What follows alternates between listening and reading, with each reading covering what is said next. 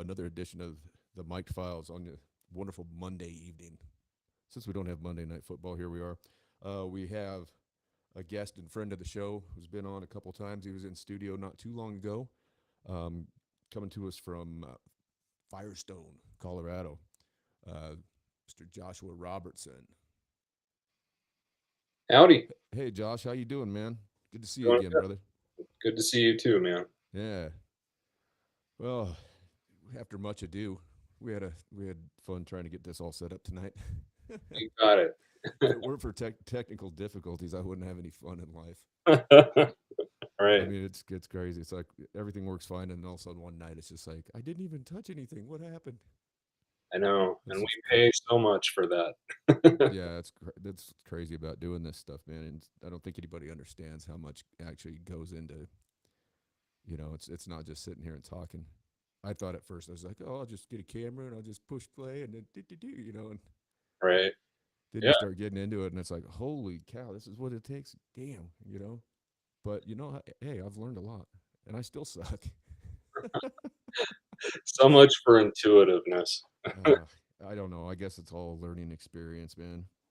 Yeah. But no, anyway. We were kind of chopping it up a little bit while we were trying to get going. We were talking about some things, and there's I don't know. I've been all over the place today, man. I even went back as far as August 15th, 1971 was the day that Nixon took us off the gold standard. Yeah. Because I'm listening to a lot of financial stuff right now. Um, I don't know if you ever listened to Peter Schiff, but Schiff. Well, yeah, I don't listen to Adam Schiff. no, not Shifty Schiff, not Shifty Schiff. No. No, he's just drooling for Thursday when they do their big grandstanding. It's the whatever they're calling it, the 1-6 committee or something. Yeah. Have you seen that guy's eyes? Oh, Like, he is Shifty Schiff. He's such a liar. He's all squirrely and shit. I mean, yeah. he pushed so much disinformation. Oh, He was the major disinformation pusher through that that whole RussiaGate thing, and yeah. Yep. and and you were just talking about sociopaths. Yep. For somebody to have been that wrong, and then to still get up there and grandstand like he still swears that Trump is some of these people just can't let it go that he didn't they can't let it go and realize that Hillary Clinton and the DNC were the ones that were colluding with Russia. Yeah, but her grand jury made sure that she didn't. So, Well, and yeah, Sussman walks. yeah. I mean, that tell me that, and look at the juries or the jurors. They were all they. I mean, many of those people had their jobs because they got them from the Clintons, Yeah. and they can't get them through. I mean, you can't say that's a conflict of interest and get those jurors thrown off. No, no, no, no. Well, It's somebody saw somebody wearing a dress, and you know, the rest is history. yeah, right. Yeah, exactly. Yeah. Yeah. And I think that there's probably a few Republicans that are in that boat too. Oh, there certainly are. Yeah. There certainly are. Yeah, I could give you a list of them. Yeah, I think one of them's from Kentucky, and what is it? The other one, South Carolina. Well, and then there was one that was a governor of New Mexico. Oh yeah, Richardson? Or wait, Yep, yep. He was on the Lolita Express. yeah. He had Alan Greenspan. Whatever happened to that governor? He used to be on I every. don't know because he was. They were talking about. I mean, he didn't he run? Didn't he try to run for president, or he was in the primaries Uh, I don't know that in he in, did. in 2012 or 2008 maybe. It's possible. I think he was. I mean, he didn't last very long. Lasted about He's a as long. shapeshifter too, Lasted about as long as Chris Christie. man. Yeah, jeez, that. That dude. Talk about a front butt. That dude's got the biggest front butt I've ever seen. Yeah, he does. Did you ever see the footage of him playing softball? Yep, yep. Oh my God, he had those pants pulled up over that thing. I mean, that dude hasn't seen his tallywhacker in decades. Yeah, he's like one of those guys from The Sopranos. Oh God, Didn't last very long. but he's dumb. Yeah.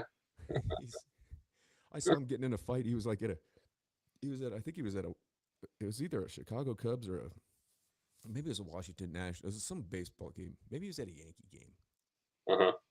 But he was getting in a fight with a guy in this, some guy with like made walrus noises or something when he walked by, and like he was like trying to fight the guy. It's like, dude, you're not gonna fight anybody, Chris Christie. I mean, can you imagine that guy trying to throw a punch? He couldn't even swing. I mean, I almost think that Trump hired him because he wanted to expose him and fire him, so he's just out uh, of I don't know, dude, I don't doubt it. I don't because doubt it. that guy was crooked. Oh I mean, yeah. he was screwing up with his own state, the transport what was it, the Anybody, bridges or yeah, something. anybody from Jersey is though. Like, I mean, Cory Booker on the Democrat side, he's got all. That's why he'll never run for president. He's thought they've wanted him to, but That guy is just dumb. oh, he is. He's about He is obnoxious. He's so obnoxious. He'll take any opportunity to grandstand and cry. yeah, Oh my God! When yeah. Ketanji Brown Jackson was going through her confirmation hearings, Oh, I saw his little episode. oh God, Yeah. that just about made me want to throw up. I can't believe she didn't throw up, to be honest. Like, Well, she doesn't even know how to define a woman though. So yeah, yeah, of course. I mean, Did you see that, oh man, I can't even remember his name. This guy did this thing, uh, on oh my gosh, I have to look it up, man. hmm. It's called What is a Woman or something like that. Oh yeah, Uh, yeah. I saw that. he's from the, Daily Wire or whatever. Yeah, JP Sears did one too. I don't know if you ever watched JP Sears. Oh, yeah, yeah. He's awesome. I love that guy. He's so hilarious. Yeah, he is. I mean, he's yeah, and the way that he the tact, I mean, it's comical, but then the way he spins the truth into it in a very impactful way Yeah. while still making you laugh. Oh my gosh. I Yeah. mean, that's he's got a gift. You know what I mean? He really put his neck out there during COVID. It was Oh crazy yeah, no, he did, and 'cause he thought everybody loved him, and then half dropped yeah, off, you know? yeah, and he thought I mean, he ended up going on Rumble, which I'm out there on Rumble too, because well, what they threw me off, I got banned for 1 week the first time, and then 2 weeks the next time from YouTube for citing a medical study, you know, I don't and care if it's a lie, you should have the right to do it. well, Even if you made something totally crazy up right now, right, if it doesn't go against their narrative, they won't bother you, but if it does, then yeah, your what they call boss will get you. their community guidelines.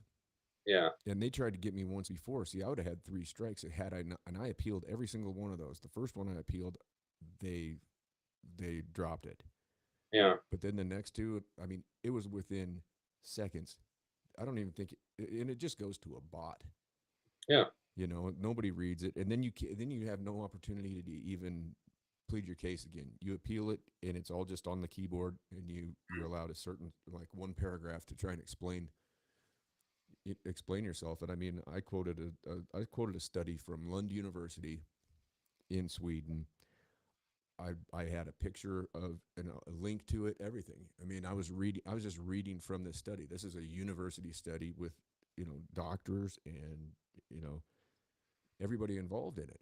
It mhm, was an accredited university study, and just for citing that and quoting it, that was medical misinformation, and it turned out to all be true. The crazy thing is, I got banned, and then 2 days later, all these other podcast hosts that are way bigger than me, all of mhm. a sudden they're coming out with the same story that I got banned for, and I had to sit there for 2 weeks and watch them tell the story that I got out in front of before they did, and I'm sitting here on the bench watching it. I'm like, I mean, it's Yeah, crazy. I mean, it's just nuts, and that's where the thing comes into play. Like, is Facebook, is YouTube, is Instagram? Are they public utilities or are they private corporations? yeah. We're still trying to get that answered. And it comes a time where I think it's like you just gotta, because they don't want to be considered publishers, right? That they're worried about the liability, Yeah, and so they don't want to. They don't if they decide to just let everybody just have the right to. I don't understand where this came from, where did this transition happen in society? Because it used to be if you would combat bad speech with better speech. Mhm. If somebody said something screwed up, then you would use your speech, you know, use your verbal skills, and come back at them. It's like logic is always going to win out in the end. Man, you know when you meet like a new friend at work or something, you're growing up and Yep. you're stuck with this dude or dudette, and you're Dude. both doing this job, and then all of a sudden you're like, all right, they're kind of cool, and then they say that one crazy thing, Mm-hmm. and you're like, your radar is like your spidey sense is like really buzzing, and you're like, all right, I don't really want to have anything to do with this person in my life, Yep. and I'm going to consciously make that decision that I'm going to avoid it, right? Well, Yeah. we're not given that opportunity because we're all too stupid now. So Facebook will Yeah. throw people in the timeout, and you know, Yep. I think everybody should be pissed about that because they're saying that you're not smart enough to filter your own life. Well, that's exactly it. And they say that and then the idea of I don't honestly believe that there's a such thing as hate speech. I don't either. I mean, you can say whatever you want to in this country. Yeah, But and if you say something stupid and it's full of jackassery and idiocy, then guess what? The rest of us have the right to fire back at you and shut yeah. you down. Look what happened with Kathy Griffin today. Oh my God, today? It was either today or yesterday. It was Oh, all over. It was all over everything. It was all over my feed this morning. She came out and said that she was talking about Johnny Depp, uh-huh. and a lot of people are just abbreviating his name. Maybe I'm going to get in trouble. Maybe you're not even supposed to say Johnny Depp on YouTube. I don't know. I'm going to say it. I don't care. But she was taking the side of Amber Heard, and she said Johnny looked like a broke down booze bag or something. Don't quote me on that, but she said he looked like he's all fat and bloated. He looked like a fat, bloated booze bag, all orange. She said he looked like Donald Trump, and that she believed Amber. I mean, and people just, I mean, Wow. for her to attack his appearance, Yeah. I mean, the guy was about as calm. I mean, I didn't watch a lot of that trial. I don't like watching that shit. There's too much going on. I think that was a big distraction. You know, I do too. I Focus mean, on this for a while. Yeah. that thing went on. How long did that thing went on for? What, a month? That went on from I mean, we were It was. all focused on that when our gas prices were going up Yep. astronomical amounts. Yeah, and God knows what else is going on. And I mean, Again, you're too stupid, so focus on this little yep. And I thing that guess I guess Joe's gonna old Joe's gonna be on the Jimmy Kimmel show tonight. So he I hasn't. heard I saw that he's gonna be on this week. I didn't know Oh, it I didn't was know if it was tonight or but he hasn't done a press conference in 120 days, and this is what he's gonna go sit there and get softballs lobbed at him by Jimmy Kimmel. yeah. I mean, Whatever happened to the man show? well, yeah, yeah. Nobody brings that up. I mean, didn't that show used to end with girls bouncing on trampolines? Didn't they objectify women? Didn't they? Weren't they kind of like male chauvinist pigs? Well, how many times did he do blackface for Oprah or Karl Oh, Malone? I know. I mean, how many times did a lot of these people do that shit? Look at Justin Trudeau. Yeah, Boy, right. he that backfired on his face, didn't it? Saying no more handgun sales, and they went and bought every single handgun at every gun store in Canada. And I had a salty sense of humor growing up in Wyoming that I never would have done anything like that, man. No, I know. Yeah, no kidding. I mean, that was never even anything anybody would have thought of. No. I Yep. mean, I And if you're remember, I gonna remember. do Well, that, I had a friend whose dad did that to him when he was a little kid, and he didn't know what was going on. But when he got older, he talked about it, and he was like, "I didn't know what he's." He said they went to a Halloween party, and I'm not going to name any names, but he said his dad put shoe polish all over his face and yeah, was calling him alfalfa and other derogatory things, which I don't uh, need to say. right. But that was the only time I ever heard of that growing up here. No. I mean, I don't know. You heard, I don't know, yeah. Regardless, but yeah, it's just crazy. The guy doesn't do a press conference in 100. I mean, he does go out there at the White House in that fake room. Mhm. That conference room, and I'd never seen a president come down. And I guess that's like the East Hall or something, where he goes down that big red carpet that there's nobody there. Yeah. Like the doors open and he does that goofy Herman Munster walk, and there's like nobody around. Like he just goes up to the podium, and then he says his thing, and then he just turns around and just robotically wanders off. He's like the old man from Phantasm. Oh, he's like the old man from Billy Madison. Yeah, It's poop again. that is him. Old man Clemens is going to shit when he finds out it's shit. Don't put it out with your boots, Ted. He's pooping. Don't tell me my business, devil woman. Oh God, That's probably racist too. I don't even that know if I should be laughing. I watched that the other night. I was laughing because Norm Macdonald was in that scene, and he's like, "Man, this is the best night of my life." And then they go to fast food, and they're sitting there eating. They throw their pickles on the window. I Yeah. remember doing that at McDonald's when we were kids, Yep. getting screamed at by the McDonald's employees. We'd sit there in the backside and fling pickles at the windows.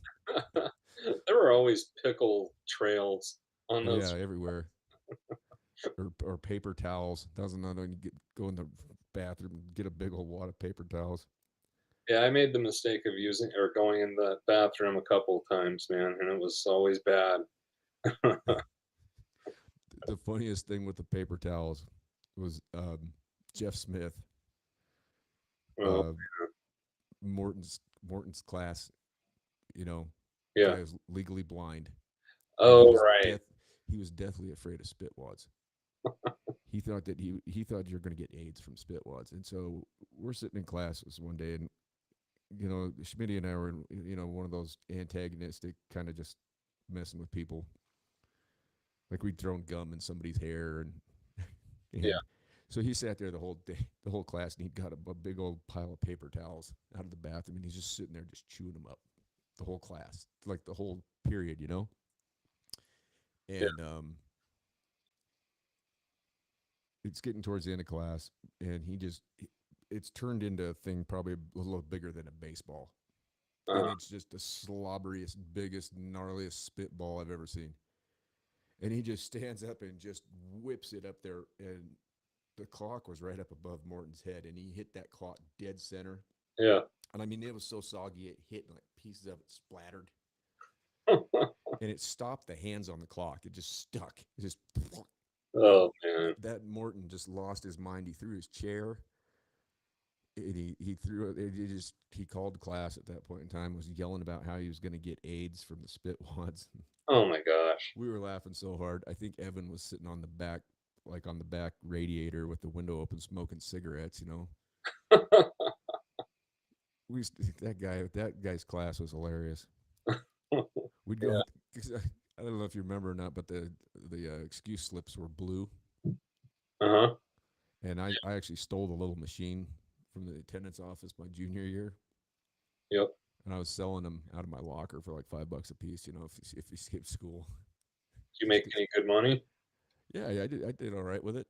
But we would go in there, they found that thing anyway, and took it. I never got in trouble, but so my senior year, we would take blue sticky notes, Hmm. and you just take the little sticky part, we just fold it over, and we just scribble on them and go in there if we'd skip class or whatever. I mean, you could get up in that guy's class. He was blind. You could just get up and walk out.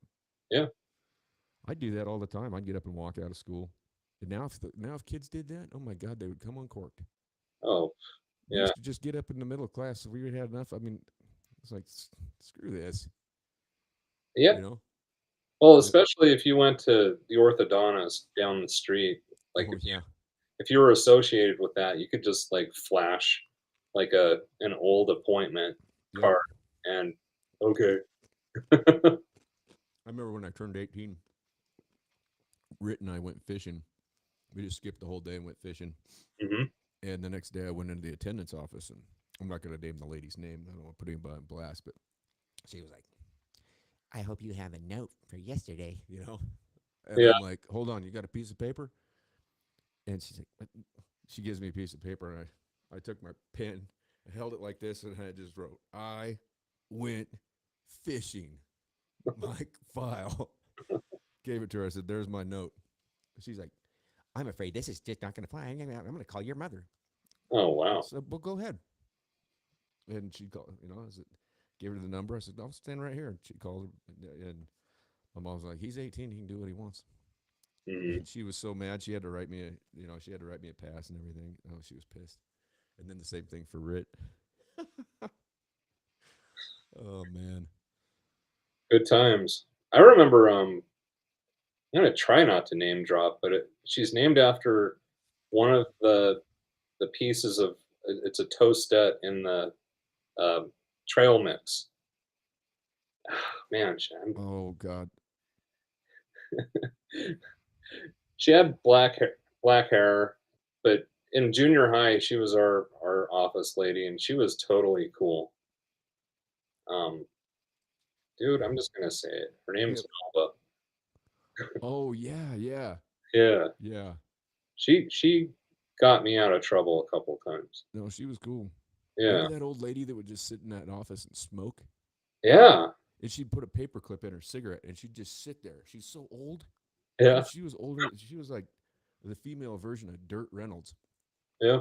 I She'd remember just going in the teacher's lounge because my dad, when he taught, I'd get to go with him, you know, yeah, on the weekends and run my RC car through the school, yeah. That's whatever. cool. Yeah, but I remember the teachers' lounge, man. It reeked of cigarettes, Oh yeah. like any local bowling alley. That was, Yeah, they'd just be in there hacking butts. yeah. My second grade teacher, she was I mean, I remember one day I thought it was a piece of chalk in the trash can. Uh huh. And I was like, oh, a piece of chalk. This is sitting right on. I grabbed it and I like went to write on, and I'm like, what the?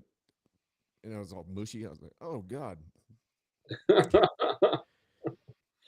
she was horrible. It Yeah. was she was the worst. Yeah. She, she hated Rit and I. She'd make us do push-ups and shit in front of class because we were fat. Oh, that's nice. Oh, Mrs. Cook. Yeah, yeah, yeah. She'd give everybody donuts and make us eat carrots and celery sticks at the end of the day. She's probably like 125 years old and still. Yeah. Oh, I don't. Yeah, I don't. I. Oof.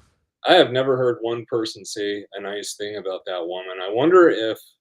My mom caught her taking a shit next to her house because she used to walk. She had those little dogs, Oh no. those little dachshunds, and she'd put a headlight on, and she had that head that she looked like ET, Yeah. straight up, dude. And I remember like when you'd go walking down the hall at like music class or library, Uh huh. she'd get going, man. She'd do those walking farts, man. And you'd sit there, going, A glur. oh God, the smell. Yeah. Ate everything with mustard on it. Well, it was either that or you got like a teacher and she was maybe, I don't know, just a little heavy set, but you would hear the nylons Oh whenever yeah, she that walked like that. like a dude wearing corduroys. And if you're me, then after you hear that sound, you hear the back of her hand hitting, or her hand hitting upside the back of my head. Yeah. And then you're, Yep. oh, Yeah, it's I didn't realize terrible. that logo was up in front of your face like that. No, yeah. My first day, man, in kindergarten, I got sent to the principal's my first day Uh huh. of kindergarten because we were doing a little tour, Yeah. and I hear this jingling, and there's Faber. Remember him? Yeah. Yeah. So he comes around the corner, and I go, and remember he had that mustache and he had that weird comb over, and he always wore the principal short sleeves, and he had those slacks, like this, just the those one colored like pastel blue slacks with a key ring, and he had change always jingling, and he comes around the corner, and I said, that guy looks like a fat Charlie Chaplin. Yeah. That started off my school career. Yeah. I was telling you that I thought he looked like Hitler, but like a Yeah, Hitler. yeah, But jingling his yeah. change in his pockets and keys or whatever. That guy Oh, was brutal too, man.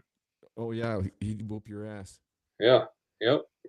He'd whoop your. I remember times getting my ass whipped 3 times in a day because there were certain male teachers that would paddle your ass, and then you'd go down there and he'd paddle your ass, and you'd get home, and they'd have called your mom, and she'd wait till your dad gets home, and you'd catch number 3. Yep.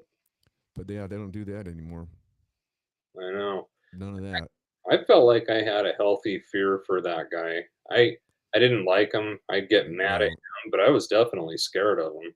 Yeah. I was a little kid. My mom told me a story about him after he had retired that she was working at one of the banks here in town. Uh-huh. He'd gone to one bank and he had taken their tube from the one bank, and then he went to the bank she was working at, and he was trying to. She said he sat there and he mashed that thing through there, and apparently until it finally, I don't know if part of it broke off and the tube finally, but it sucked up in that tube system and like Whoa. got jammed up, and they totally had. I mean, and then he was mad and I guess screaming at them inside, you know.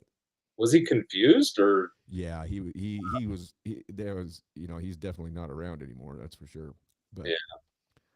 yeah, good old Mel. Remember he had that white can of spray that just said bullshit repellent on it. Hmm.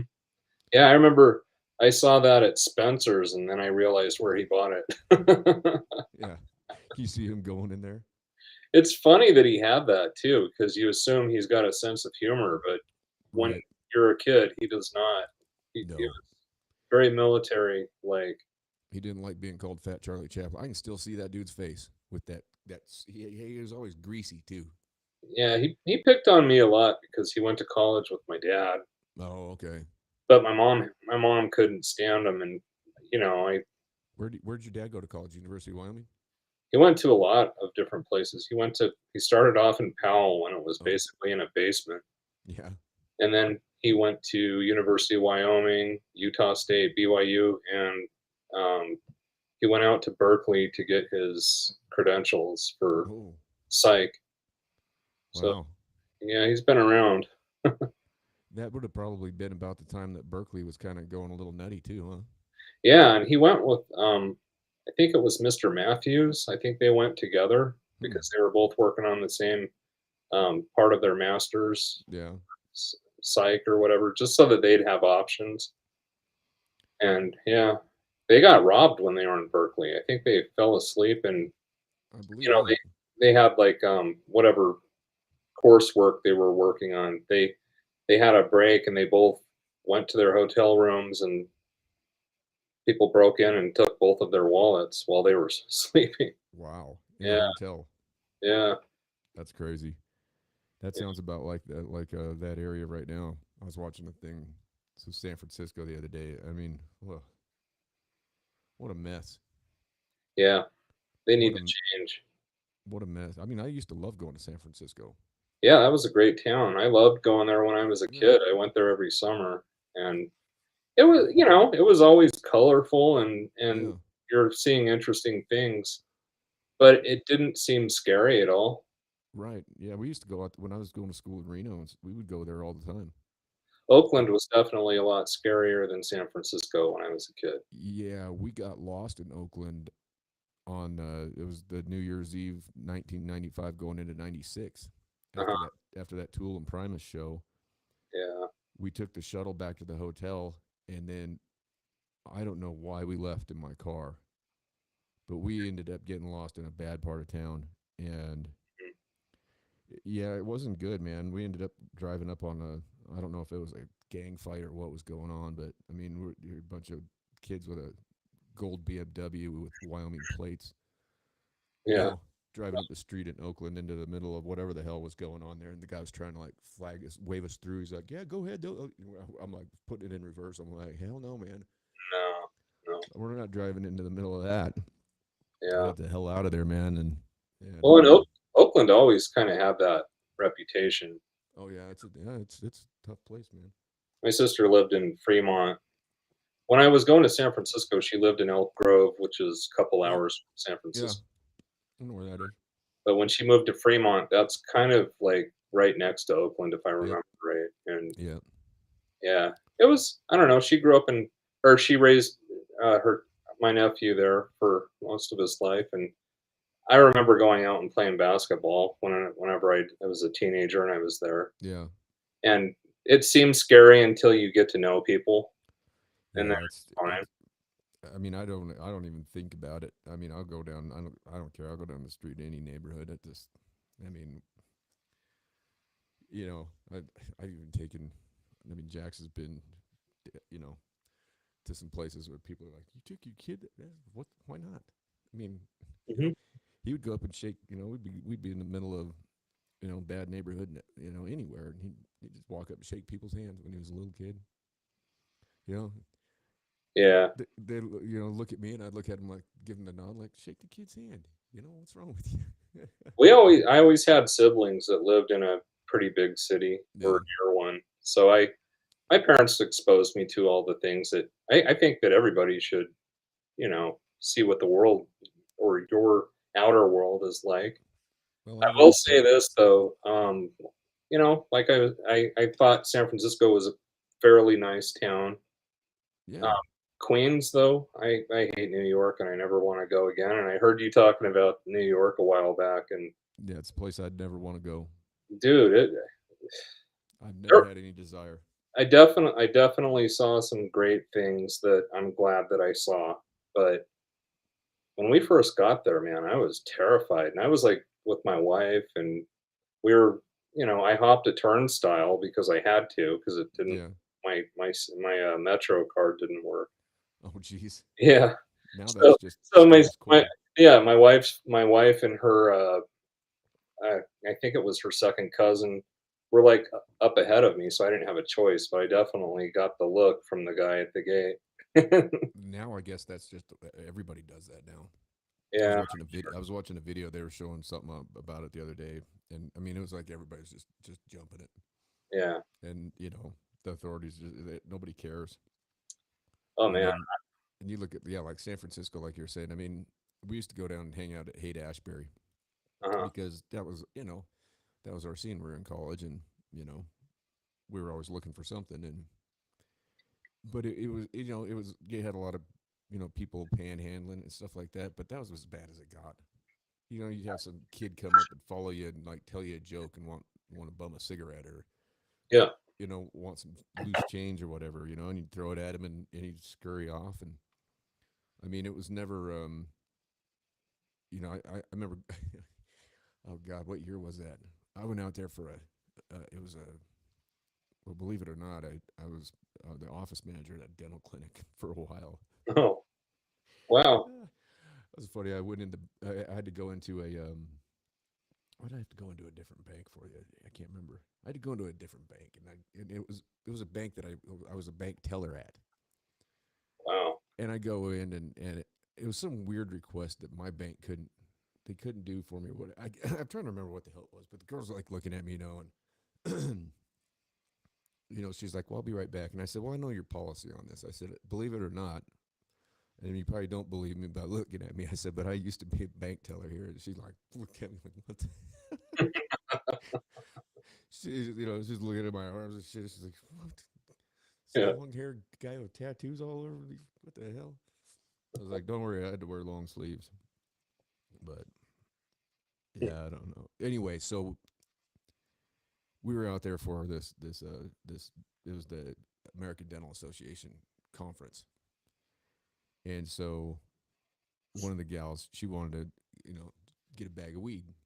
And Mhm. we're all in our, I'm wearing my sport coat, my button up shirt, and my, you know, I think I was wearing a nice pair of jeans and probably some loafers or something, some lace up, nice, you know, nice shoes, whatever. And I'm like, okay, well, let's go. And she's like, huh? And I'm like, come on. She's got her, nice dress on and everything. And I flagged down a cab, and I'm like, take us down to McDonald's on Haight Street right there by Golden Gate Park. And the guy's looking at me like, oh. So he drops us off, and she's just looking around like, and so we cross the street and I go down under the bridge, and I tell her, I'm like, you just stay right here, you know? And I go, I'm walking underneath that bridge, and, I hear some guy, and I'm like, yeah, yeah, yeah. So we go up in the trees and make the deal. And I go back, and she's just freaking out. Where have you brought me? Like, it's okay. It's cool. I don't think I'd take anybody down there with me today. Yeah. I Well, wouldn't. I would go down there myself, but I don't think I'd be taking anybody with me. But yeah, we got back in the cab, and it's sad. I haven't been to San Francisco in so long. I think I think I was like maybe 18 last time I was there. yeah, But yeah, I was. Let's it's not see. the town, it's not the city that I grew up with, just Yeah, based off of what I've seen on the news and everything. They have poop patrol. I know. They have people that are paid to go pick up human feces. I know, and that used to be just this beautiful, majestic city, and Oh, I know, man. You'd go downtown to Union Square. It was always cool down there, and then whenever I'd go there, I'd always take that drive up Lombard Street, yeah, and then go hang out down there in the Haight Ashbury district. I remember there was a little sandwich place, man, and they had these. God, we'd go get you get a tall can of Foster's, and they were like these smoked sausage sandwiches with grilled peppers on them and on a toasted, nice. They made the buns right there in the shop. hmm yeah. I I remember, remember Bodine's. They had really good sourdough. Like yeah, they had French bread pizza and yeah. sandwiches and stuff. I can't remember the name of this place. I think it was off of Lincoln. It was right there by. You just walk up from Golden Gate Park. But we'd always go get those sandwiches, and then we'd go to the Golden Gate Park, and they had that little league field or that little baseball field with the dugouts, and we'd go sit in the dugout, drink our beer, eat our sandwich, Oh, and then just go wander around. I mean, we'd end up in hacky sack circles that had like 40 people in them, with like uh, three hacky sacks going around, people playing bongos and music, and you know, things were happier everywhere. It's yeah, people it are was always a pissed good off. time.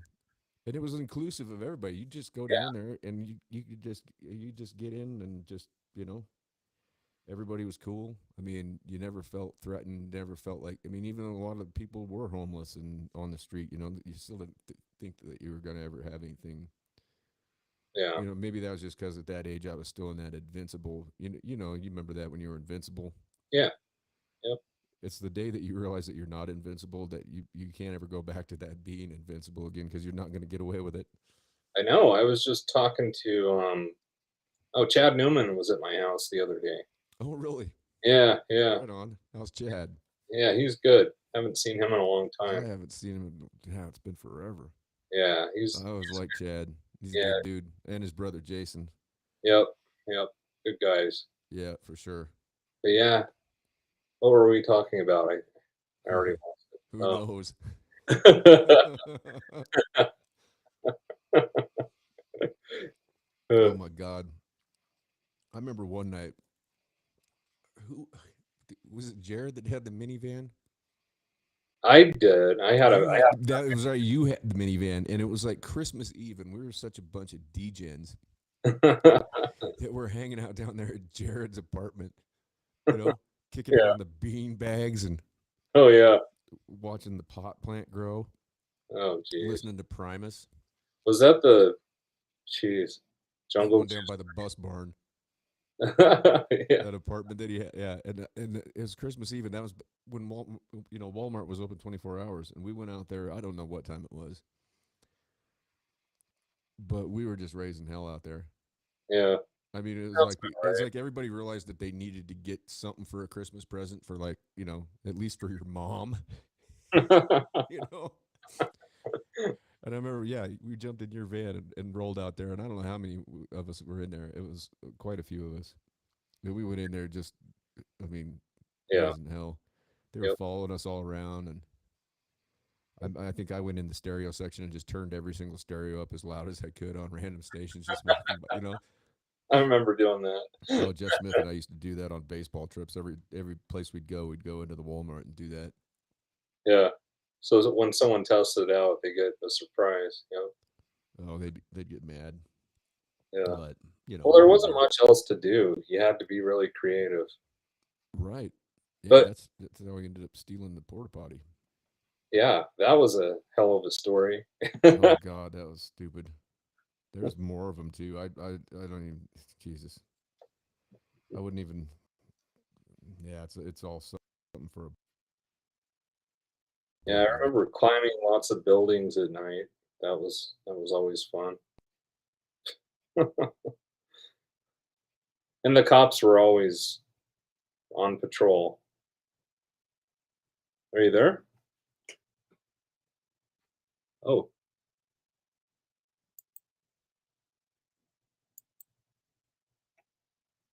huh.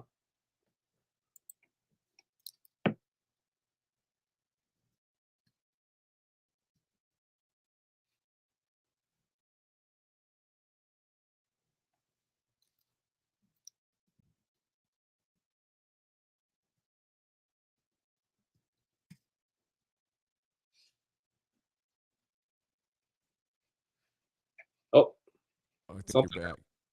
Yep, yep. Here we are. What happened? I don't know. Who knows? It's probably my internet because we have this wireless and the router's in the living room. So Oh, when those things go bad, I think mine's going bad here at the house. yeah, I want to get one of those VPN routers yeah. because I run a VPN. That could be the part of the problem too. Is I've got that VPN running. Mm. I may want to take that down. That might be an issue too that I've been having. And I remember when Xfinity used to come out and give you a new router if you needed one, and it was no Yep. charge. And now they charge you. Yeah, and they're expensive. Yep, I mean, you can still get the cheapos, but they don't last very long. right. Yeah, You it's can, about every few years. yeah, you can get the VPN ones though that have it built into them, and that's nice to have because then it puts a VPN on every single device that's logged in. Yeah, I think we ought to just. Heather was just telling me that that's why she wants a laptop, and she's right because then I can Yeah, take it wherever I'm in the house. But yeah, for sure. I love mine, man. I mean, the MacBook Air with that M1 chip is awesome, and now yeah, they've got the M1 Max, and then supposedly the M2 is in the works. But no, the capabilities of this little MacBook Air. I mean, you could get. I did have one of the Pros. It got stolen, and uh, so I could only afford to replace it with one of these MacBook Airs. But it's that nice because they don't have the fans, uh-huh. and they don't really get that hot. I mean, you noticed. I think you noticed. You probably saw when you were here that I had it kind of propped up on that little stand. So there's just airflow. Yeah, so it's just so it's not sitting flat on the desk. But today I figured I didn't get it all set up yet, but I'm gonna that big TV that was up in the corner. That's gonna be my second monitor, so I'll have those two monitors. I'm just gonna put this thing on clamshell, Hmm. so because you can just fold them up, and then I've got a Bluetooth mouse and keyboard, and so I'll just have a keyboard in front of me, and I can just fold this thing up, and I'll just go out in my wood shop and make a little stand. I mean, it'll just sit there on end, Hmm. closed, and it'll be just like this where I've got it in front of me, and then I've got the monitor, but instead of that I'll have just two monitors. One of them will be a 60-inch. So I don't know, technology, man, pretty cool. I know, man. I've got my entertainment center that I had. I had Geek Squad install it because it was such a mess in our living room. And Probably a bad idea. yeah, it was like nine years ago, and they even had to use like um what are those zip ties to Yeah. hold the TV to the mount. So it's like I'm just waiting for it to all crash. Well, if you look under my table that you were sitting at the other night, Yeah, the wire show under there, I've got those saddle nails that electricians use, just yeah. Those pinning every. And I mean, I see some of these guys, that I mean, I'm always watching these guys that have these immaculate studios, and you can't even see a wire, and I'm just like, how do you do that? yeah, I mean, I try and do everything as close to wireless as I can, and there's just stuff that you can't do. I mean, I've got all these XLR cables, and it's like, where do you run them? What do you do? I mean, how do you do anything with them? yeah, I don't know. I don't really care, but it yeah. does get old. I mean, I've got my between guitar amps and you know mic cables, whatever. Though it's cool. I had wireless with my guitar for a while, but it didn't work right. The Yeah, the last time I tried, I know it's a lot better now, obviously, but I mean, you watch like I was watching them set up for a Metallica show. huh, Oh my God, the technology that goes in. I mean, and those guys, they play. Their stages are huge, and they have that big, like the big offshoot that goes way out in the crowd, yeah, and they're all on wireless. And they were walking around with, I wouldn't even call the guy a roadie. This guy was certainly a sound tech, and I mean, I'd say a genius. I mhm, mean, he was going through every little thing of what he had to do for a show, and yeah. he better be making good money. Oh man, I wouldn't even know what to do with a board nowadays because the last time I used one was like 99 when I Oh yeah, was it's a whole different thing now. yeah, I mean, we had we had a big ass board with like, you know, maybe 30 channels Yeah, and and we that's were running nothing. it on a running it off a Mackie monitor and Yeah, It seemed really cool at the time. I mean, it was somewhat digital, but yeah, it was so much easier to do a mix just based off of how I see people doing it nowadays. I don't have a clue. it's crazy what you could do. I mean, that's why I got this Rodecaster Pro. I mean, I was looking at all these other different interfaces, and this thing was just like for the price and for what it offers. And then I mean, and just to go through GarageBand, I mean, Mhm. I mean, you can do. I mean, you look at what Bradley Knowles made, Robin the Hood in a crank house with a 4-track recorder. Yeah, I mean, I can't even imagine what he would do with just with this and GarageBand. You yeah. know, I mean, and there's so many other things that you can use too. I mean, I can plug my guitar right into the side of this MacBook and run it just straight in. Mhm. That's a cool thing. They've got the 3.5 millimeter jack on the side of these newer MacBooks, and I mean, it works as an input or an output Mhm. as long as you're using the TRRS cables. That's which is pretty cool. I don't know how the hell that works. That's beyond my pay grade too. I used to like the old Tascam 4-track. That's what But kind of headphones I got as the Tascams. Yeah. yeah. Oh, I didn't even show you. When you were here, man, I was meaning to show you. I got this old Sony 4-track reel-to-reel recorder. Oh, That that's cool. Oh, and it's immaculate. I meant to show that to you. It was at the Restore over in Powell, Huh. and we were over there one day. What is that? I was getting guitar strings at the pawn shop over there, and Uh-huh. so I always swing through the Restore just to see what they have because sometimes they have some really cool stuff in there. So, Mhm. and that day they did. I mean, we walked around and I they had caught my eye, and I went back, and it was all folded up and everything. Right. And I was like, "What the hell is that?" Huh. And it said Sony on it, and I'm like, and so I opened it up, and I realized, I was like, "Oh my god, and it's a 4-track recorder. It's a reel to reel." Wow. And I got on eBay to see, and they were going for like $500 Woo. because they've come back. People really like the sound. The only problem is I can't find tape for it.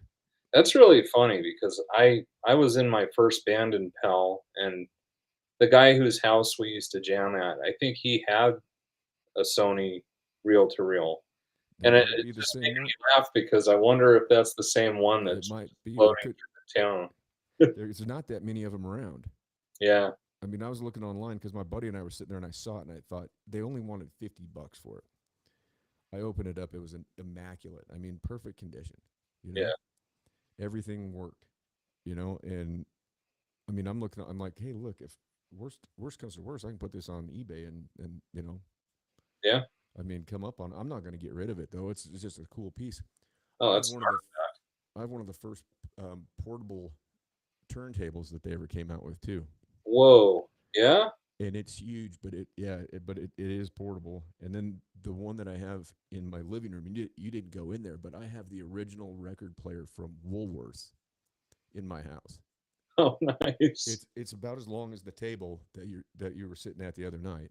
Yeah. It's about that length, lower, but it's a cabinet, and you Oh, open the top, and it's got a turntable and a radio in there, and the speakers are in the sides. And that's what they played in Woolworths for all those years that thing was down there. You remember going in there, sitting up at that soda fountain? oh yeah, dude. The basement was cool because they had like Yeah, pets and yeah, stuff. Yeah. yeah. They It's a used, it's I a think the gym J. now. Do you remember when the JCs used to do a spook alley every year? And I think Yep. they used to do it at Woolworths for a while. But that was the best store in the world, man. That's where I started Yep. getting music when I was a little kid. Yeah, I remember going in there with my grandpa all the time. Yeah. We go in there and wander around, and we'd sit down and have a have a soda or milkshake or whatever at that soda fountain that they had. Yep. Hmm. Now that's where Pizza on the Run is. I know. The basement's a gym. Right. I haven't been in the gym, but yeah. It's been a gym for quite some time, hasn't it? Yeah, it has for a long while. I, I've I never miss I, I've I never miss the used it. old layout. I miss when Pizza on the Run was at the other end of Sheridan. Yeah, And that's a smoker friendly shop now. right, right. Yeah. That's where remember when a certain individual punched a female in the nose and like broke her nose out in front of that Pizza on the Run that one day Yeah. in like junior high. Yeah, I saw the aftermath, and I saw him. I think he wore a cast after that. Yeah, she picked on him terribly though. Yeah, I mean, that was the only time I would ever say that it was probably justified for a dude to hit a chick. yeah, She yeah. was She was way so bigger than him. He was so little. He was so little, man. yeah, And she picked on him. I mean, she embarrassed him and was just. I mean, he'd had enough. yeah, I don't know. yep. Yeah, you're right. He did have cast for a while. Yeah, But she had some, she had some bandages and shit on her beak.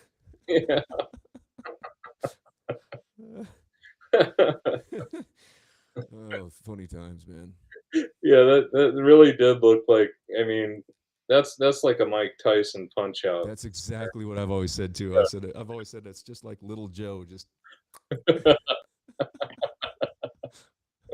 I've always said that from the time it happened. That's hilarious, man. I've always made that same analogy. Oh God, that's funny. Yeah. Yeah. Anyway, but yeah, man. I mean, everything going on, man. I was thinking about this earlier when I had texted you back. I meant to ask you.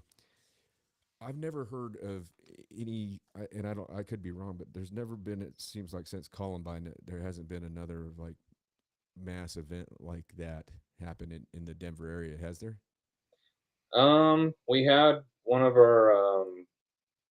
I can't remember what school it was, but there was a school not too far from us that got shot up, and there Really? was. I think it was I think it was a dude and a chick who shot up the school because Jesus. they killed this nice kid that was, he had a great backstory, and he Yeah. was a Hispanic kid, and he saved a lot of lives by essentially making himself a shield. Jeez. It was really sad.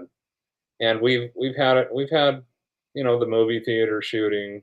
Oh, that's okay. Yeah, geez, I forgot That about that. That guy in what was that, Littleton? Yeah, it was when Batman was coming out. Yeah, what was his name? James. Oh, jeez. Jeez, I don't remember his He name. was he was Was on it something not too long was ago. that They were Holmes? they Or were doing a study about him. He's just goony as hell. They got him so medicated. yeah, well, he was getting ready to become a therapist. Really. I think so. I think he was studying psychology, but I could be Jeez. wrong. But that dude, They he's all said, kinds of wacky. I've seen his interview where he's being interrogated, and yeah, wow, they said Colorado is the easiest place to get a firearm in the United States. that's not true. I think That's the statistic. Wyoming's more difficult than is it's it? not even in the top 10. I know it's easier to get bullets in Wyoming, but Right. Yeah, you can get those at the liquor store. yeah. That's what I used Right. to tell people. I was like, in my town, when I was in college, I said, if you come visit my town, you can go through the liquor store and get a fifth of Jack Daniels, a box of shells, and get yourself a 45 caliber pistol, Yeah, all at the drive up. yeah. When Sandy Hook happened, Yeah. I kind of had a freak out because my oldest kid was in kindergarten, you know. So what I did that day, I was off work that day, and my reaction was horror when I saw that on the news. Talking about first graders getting mowed down like Yeah. that. So Yeah. I jumped in my car and I got my kid out of school Yeah. just because I was a new dad, fairly Yeah. new. I've done it. I've done it with my son before when weird shit's gone down. I've just been like, you know what? I've called in and said I'm coming in and have him ready. But I went to the gun store after I got her home. Isn't that funny? Well, Because I knew that they were gonna try to take our rights again, yep. Well, and that's what they're doing now, and it's like it's just it's. I mean, some.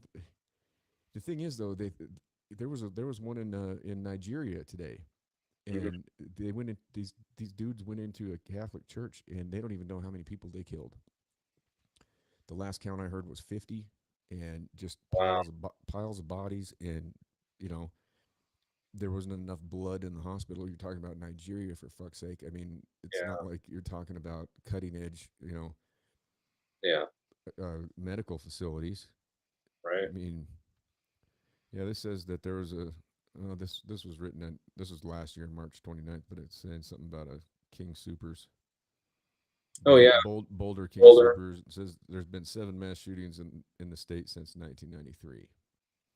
Yeah, I there remember was. where I was at. I remember where I was at. I was in Oregon. I was living in Portland at the time, and my roommate and I just got done playing golf, and came off the course, got in his car, and that was back when we used to just listen to radio because radio was kind of decent, and they had a really good like rock station, Yeah, and we turn it, and it's all just this, and it's just no music, and I mean it was April 20th, 1999. I remember it very clearly, and I mean we rode all the way back to our house just in silence, just listening to this, just like I mean just yeah. it was the first time I'd ever heard of anything like that happen in my young life. I I saw mean, that happen at the Boys and Girls Club in Pell when I was working there, and yeah, they had a TV that had one of those big screen '80s like TVs that you yeah, roll out, yeah. and they were showing it in the gym where I worked, and I remember exactly. I know exactly where that Boys and Girls Club is too. yeah, Yeah, no, it's crazy. You know, the first school shooting in this country was in 1891, I saw you say that, and and then that's Wounded Knee happened in 1890, yeah, but and that that was does the. I think that's the biggest mass casualty event that we've had, yeah, and no one ever brings that up. I mean, yeah. talk about terrible. I mean, I don't know, man. There's just something we're like a violent. I was thinking about that today when I was out there on my dirt bike just riding around. I was thinking, we are a violent species. Yeah, we are. You know, I mean, and it really doesn't make much sense.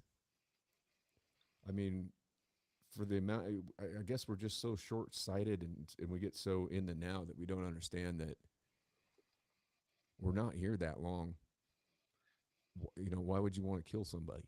There sure has been a lot of emphasis put on um, mental health, and I'm not, Yeah, I'm not dissing it because I've worked in it for right. 22 years, 23, whatever. Yeah, I've sat in on plenty of group and individual session. I even got to sit in on the individual sessions with a therapist and a client.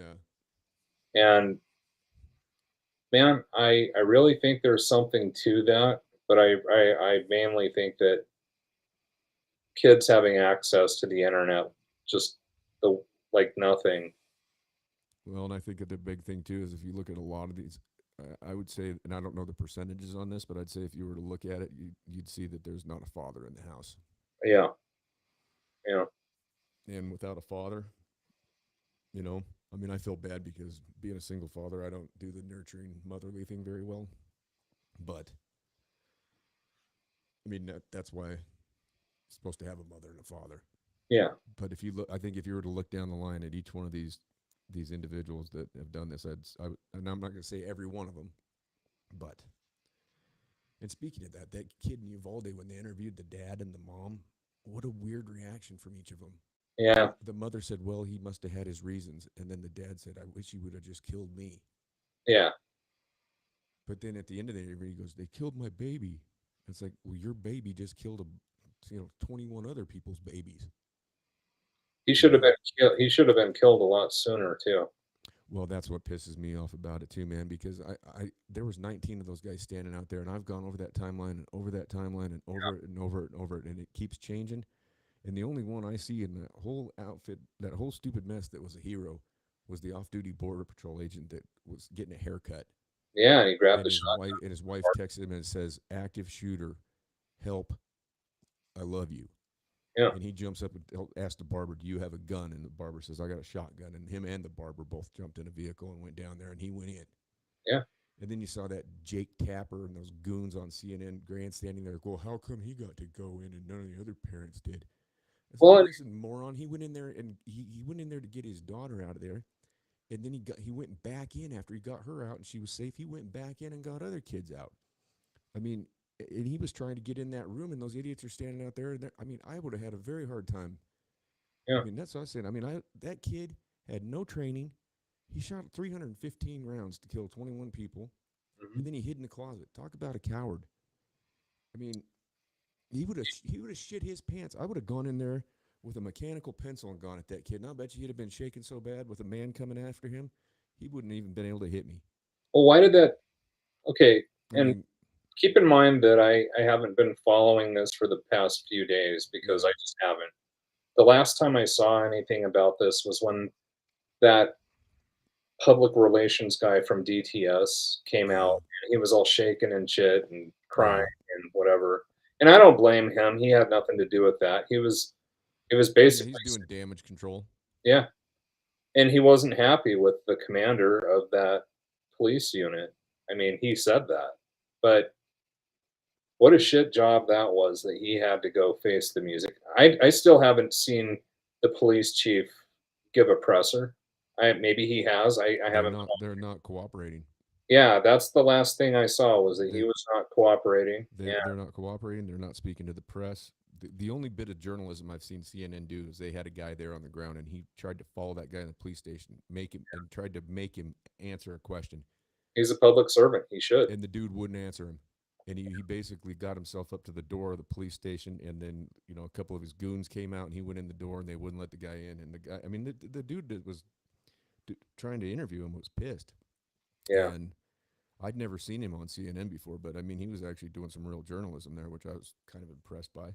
Hmm. But the whole Sometimes thing, the whole thing stinks, man. And it does. you look at the picture of that guy's truck, and the way that those two axles broke off, it was just a little ditch. I mean, those two axles on the driver's side were pancaked out. There was no tracks going into the ditch.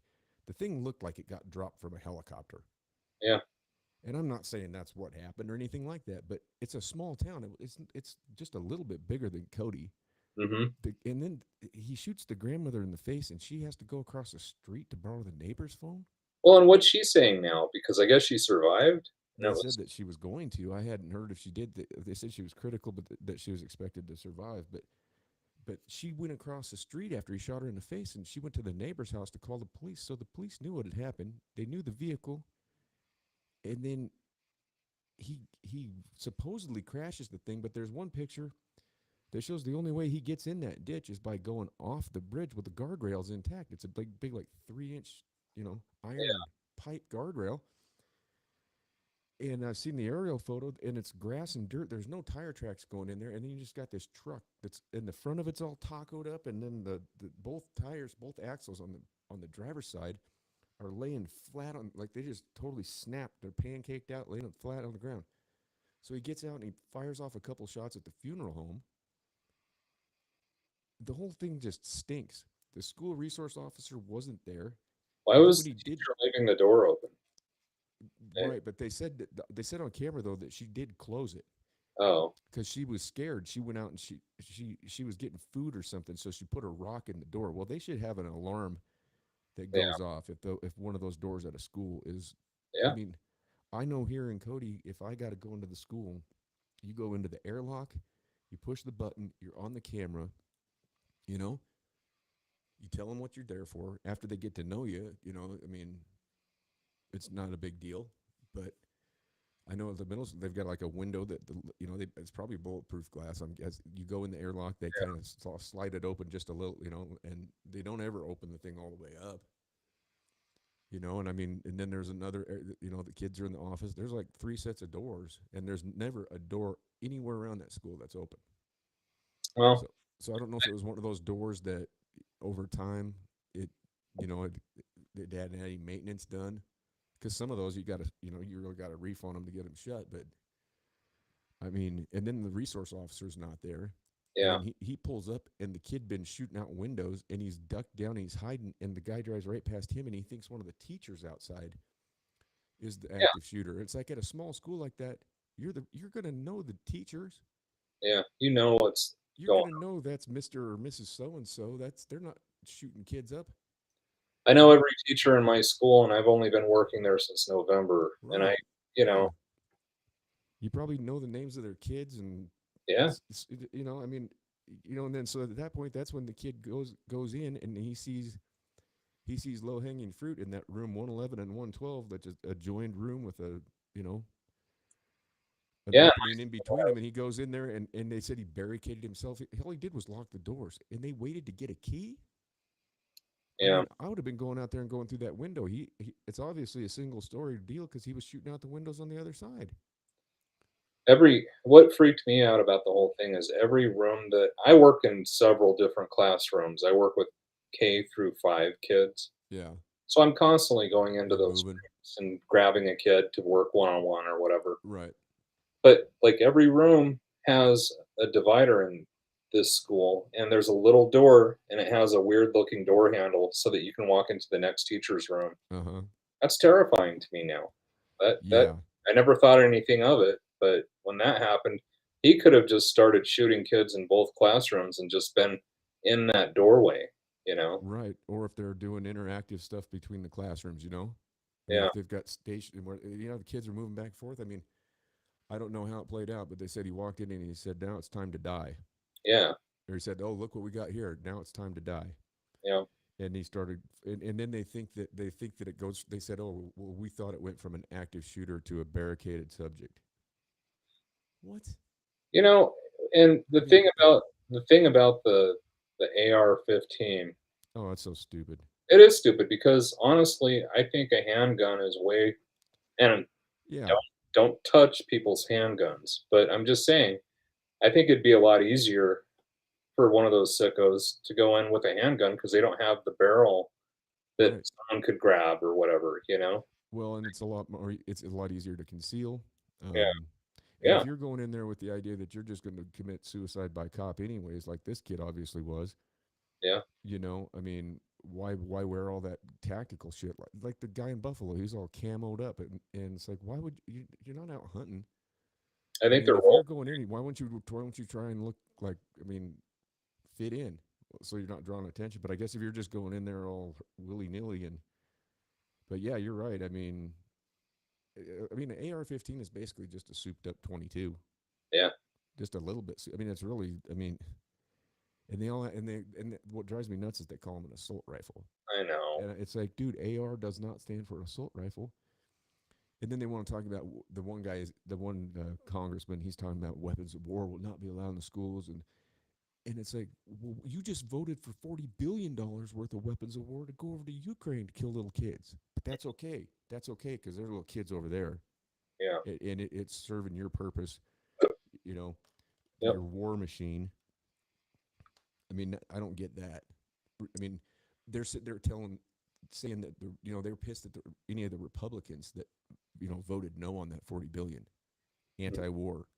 Yeah, They're the only ones that were anti-war. Marjorie Taylor Greene, Thomas Massey, Rand Paul, yeah. Jim Jordan, people like that. But then now all of a sudden they're the psychopaths that want to see kids. I mean, they're basically saying that Republicans are responsible for this when they were the only ones that stood up and said, "Hey, we're against sending all this shit over here to perpetuate this proxy war." And they're They looking at want doing the same thing in Taiwan now too. We've been training soldiers in Taiwan for over a year. they want to keep that budget going so that they can have the same amount or more the next year. So, But yeah, isn't it kind of funny how Lloyd Austin ended up being the Secretary of Defense? uh, I mean, jeez. it's that revolving door. You go from Raytheon to being on the in the president's cabinet. I don't think anybody that he has appointed makes any sense so far. I mean, and I No, also don't think that there's I have not heard one positive thing that he's actually done since he's been in. And he's not a freshman, you know? no. I was saying that. I was saying that the other day. I said, anybody out there, tell me. And they come out with these fake poll numbers. I have not talked to a single person, Democrat, Republican, Independent. I mean, the poll numbers on the independent side are what really say a lot when they're looking at the points right now. Not That's that the polls mean a thing, yeah, and they're skewed towards him because they're coming up with these poll numbers assuming that Trump's going to run in 24. So yeah. they're coming out with these poll numbers with Biden, like they're assuming that Biden's going to run again in 24. I don't even think there's a snowball's chance in hell that happens. If that happens, then we are living in idiocracy. But what are they gonna do if he doesn't? Well, I don't know what they're going to do. They I've don't never have it I mean, really I've yet. never seen that happen before. I mean, that happened like in colonial times or Yeah, revolutionary times. I don't Like know who. Yeah, I don't know Washington who they have to run. I mean, president. the only candidate they had that was worth a shit, and I was totally behind her, and you know that from the posts I put out there. Post or pre-election was Tulsi Gabbard. Yeah, I like her. It's crazy now. She's on Fox News all the time, and I mean, Hillary calls her a Russian plant. Of course she does. She's been in the military. She did 2 tours in Iraq as a medic, still in the National Guard Yeah. for like 18 years now or something like that. I mean, and you're going to call that, and Hillary's the one that's colluding and Yeah. paying for the Steele dossier, and I mean, and you know as well as I do that what happened with Seth Rich, Hmm. and they're just waiting to execute Julian Assange. Well, I think that that's where Assange got his information. What's Was the whistleblower's name? The kid who was military. Uh, yeah, oh he's on the run. He still comes out every now and then, but he had the he leaked. yeah, Well, well, there was Chelsea Manning, yeah, but and there was then then you had Snowden, but he was he oh, was he was CIA, NSA. He was a spook. yeah, He's holed up in Russia, but it's crazy though because he's you know he comes on Rogan's show yep, quite often, and he still manages to make his appearances. But yeah, they want to take Assange out like nobody's. I mean, how are you going to call somebody like that a traitor? WikiLeaks never came out with anything that was fake. I mean, everything they came out with was 100% legit. I don't yeah, know. It's just they don't want the truth is it scares them. yeah. It's just funny. It's hilarious, man. And you look at this great big world we live in, and all the resources that we have, and the technology that we have, and we're so backwards. Just I think like they are sending us on wild goose chases on purpose, and they're just playing us like fools because we it's like focus on the what's way it kind of seems like to me sometimes is just like if there is a supreme being out there, that supreme being is just treating this globe, like this earth, like a damn ant farm, and like a psychotic kid that grabs the ant farm and goes and shakes I mean, you look at times like this right now, and I think a big thing too with people going nuts, it's finances, man. It's financial. When people are in financial straits and financial peril, when they don't know where their next meal's coming from, when they don't know whether to put gas in the vehicle to get to work, or to pay medical bills, or pay utility bills, or pay the rent, yeah, that puts a lot of stress on a person. Like that's in the back of your mind all day when you're in that boat. I mean, we've both been in those situations yeah, where you're sitting there wondering how you're going to make this. I mean, I know I've been in that situation when I had business. I mean, there were days where I had a $10,000 payroll that I'd have to write that day, and I'd have $6,000 in the bank, and had all these people that owed me. But I'm like, how the it's like, and it always worked. And I learned not to stress out about it. But hmm, I mean, a lot of people. I mean, when you get down to those last, you know, I mean, you got kids, and you know, everybody's got to eat. I mean, people get nutty. yeah, I mean, that's a lot of, and for that asshole to get up there the other day and say that Americans are carrying less debt since he took office, and that they're more financially stable since he took office, is the most condescending, stupid ass, jackass thing that anybody could ever say, when it's absolutely 100% not true. I think that I mean, ever he's since COVID happened, I remember people just not going to work anymore. That yeah, was, and it's still going on. And people they don't just don't. realize. They've gotten accustomed to not doing anything, Well, but people they are sure go out there and buy new boats and RVs. and I went by the Ponderosa tonight, and I couldn't believe it. The place was packed. So, but those are the top. I'm not gonna say 1%, but those are anybody that can afford to drag a $60,000 RV, you know, behind a $60,000 truck, and come out here and pay it for all that fuel, and then just sit out there and spend exorbitant amounts of money on a. I mean, there are a lot of retired people and stuff like that, I suppose, but Yeah, I mean, your tiring. average person is not able to do that this year. I don't know what the park numbers look like up in Yellowstone, but I know there's going to be a lot of businesses here suffering. The hotels, there's nobody at the hotels. Yeah, The RV lots, the one that gets me is the one out by Burger King. It's like, how could you? Some of those people park there all year or all summer. Yeah. sit there and just maybe they eat there. I can't even imagine sitting there and waking up and going to sleep and all. I mean, everything you got's got to stink like Burger King. Yeah. I wouldn't want to be there. I had to paint some stuff over there, exterior wise, years back when I first got started, man. And I was up on the roof having to paint some stuff up there. I mean, I got in my truck and I was like, oh my god. I came home, man. My wife was like, "You stink," you know. I mean, I smelled like a Whopper. It was gross. It was gross, man. That is one place I will not eat. Yeah, I used to eat there all the time in high school, and I I did every can't day. do it. Yeah, they had the student lunch, $2.25. You get a double cheeseburger, fries, and a medium drink.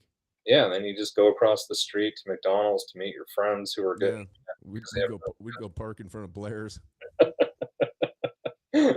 We'd always take Brad Smith's yellow bug. Yeah, man, that was a great place in high school. $2 even back then seemed like a great deal, Yeah, but yeah, now two and a it's quarter. what can you get for $2 at I mean, I think a Whopper alone is like 4.99 or something. Yeah, I, I know. I mean, I don't eat fast food, but there was like maybe 3 years ago. Yeah, Jax wanted to go to McDonald's, and I was like, ah. I know. So I wasn't gonna get anything, and we pulled up at the drive-thru. I'm like, "What do you?" He's like, "I just want Big Mac and some fries." And I was like, "Two Big Macs and two fries." I'm like, "What the hell?" Yeah. Oh my god, I ate that thing, man. I mean, I was on the toilet in like seconds. I mean, it was just the worst thing. Had heartburn and just gagging that stuff up all night. I was just like, never again. That was the last time I ever ate that shit. Yeah, the last time I had a big or it wasn't the last, but the last memorable time I had a Big Mac, I was going to see the Beastie Boys at Red Rocks, Nice. and I got sour stomach, so every burp is like Yellowstone, Oh and yeah, I took me a long time to go to a McDonald's after that. you're in the car with everybody. Every time you burp, everybody's like, "What the hell is that smell?" Yeah. It smells like squirrel shit. Oh, and I felt horrible, like, but I Yeah, was like, "All right, this is the Beastie Boys. yeah, You don't get to see them every day," and luckily I did because that was, like, the last time. But yeah. That was. I remember we had tickets to see. They were going to do a tour back in the day with Rage Against the Machine and the Wu Tang Clan, oh, wow. and That would we had tickets to go see him at the Gorge. And I want to say it was Mike D got hit by like a vehicle or something while he was riding on his bike, oh, no. and I think they did a couple shows of that tour. Then they canceled the rest of the tour. Oh, We got our money back. I saw him once in. Oh, it was at the Tibetan Freedom Concert back in '97 in San Francisco at the Golden Gate Park. mhm. That was an amazing couple of days. I think 28 bands. I have a CD of Yeah, that it was like the Pumpkins, Rage Against the Machine, Alice in Chains, Pearl Jam, Beastie Boys, Wu Tang. I mean, you had everybody was there that yeah, you could think of, and there was one incident, and it was like a mosh pit or something where some girl she was like crowd surfing and she got dropped, and mhm, medical had to come get her out of there. And there was a ton of, but everybody just parted ways, and everybody was concerned about her. It was not on purpose. right. That's the only incident that happened out of that whole thing with all those people out there, man. It was a good time. It was pretty Yeah, cool. when I saw 'em, it was like '05, '06, somewhere around there, Yeah, and, um, I they were the only band, they didn't have an opening band. I like that. Yeah, I yeah. like going to see somebody play. And not, I mean, that's why I've always like Panic. They never have openers, and Yeah, I always I feel sorry for people opening for Primus because everybody's, like, so yeah. done with them for the their whole set. We're like, "Come on." When I talked to Les before that show in Billings when they were when they were on tour with Slayer, Yeah, and I said, yeah, man. I said, we saw you um, New Year's Eve '95 going into '96 at the Coliseum, mhm. and Tool opened for you guys, and I said, and then that Everclear band. And I said, I remember Art Zelinkus getting up there and saying, "Holy shit! Last week we were playing in front of 50 people in Portland. Now we're up here in front of all you motherfuckers." And I Oh, said, then they wow. started playing that stupid song of theirs, Yeah. and I said, and then Tool, and then you guys, man. I said that was great. I said that was the first time I ever saw you guys live, and Les looks at me and goes, He says, "That's when we were cooler than Tool." And then I asked him what happened with his Metallica tryout, and he said he was too pretty. Yeah.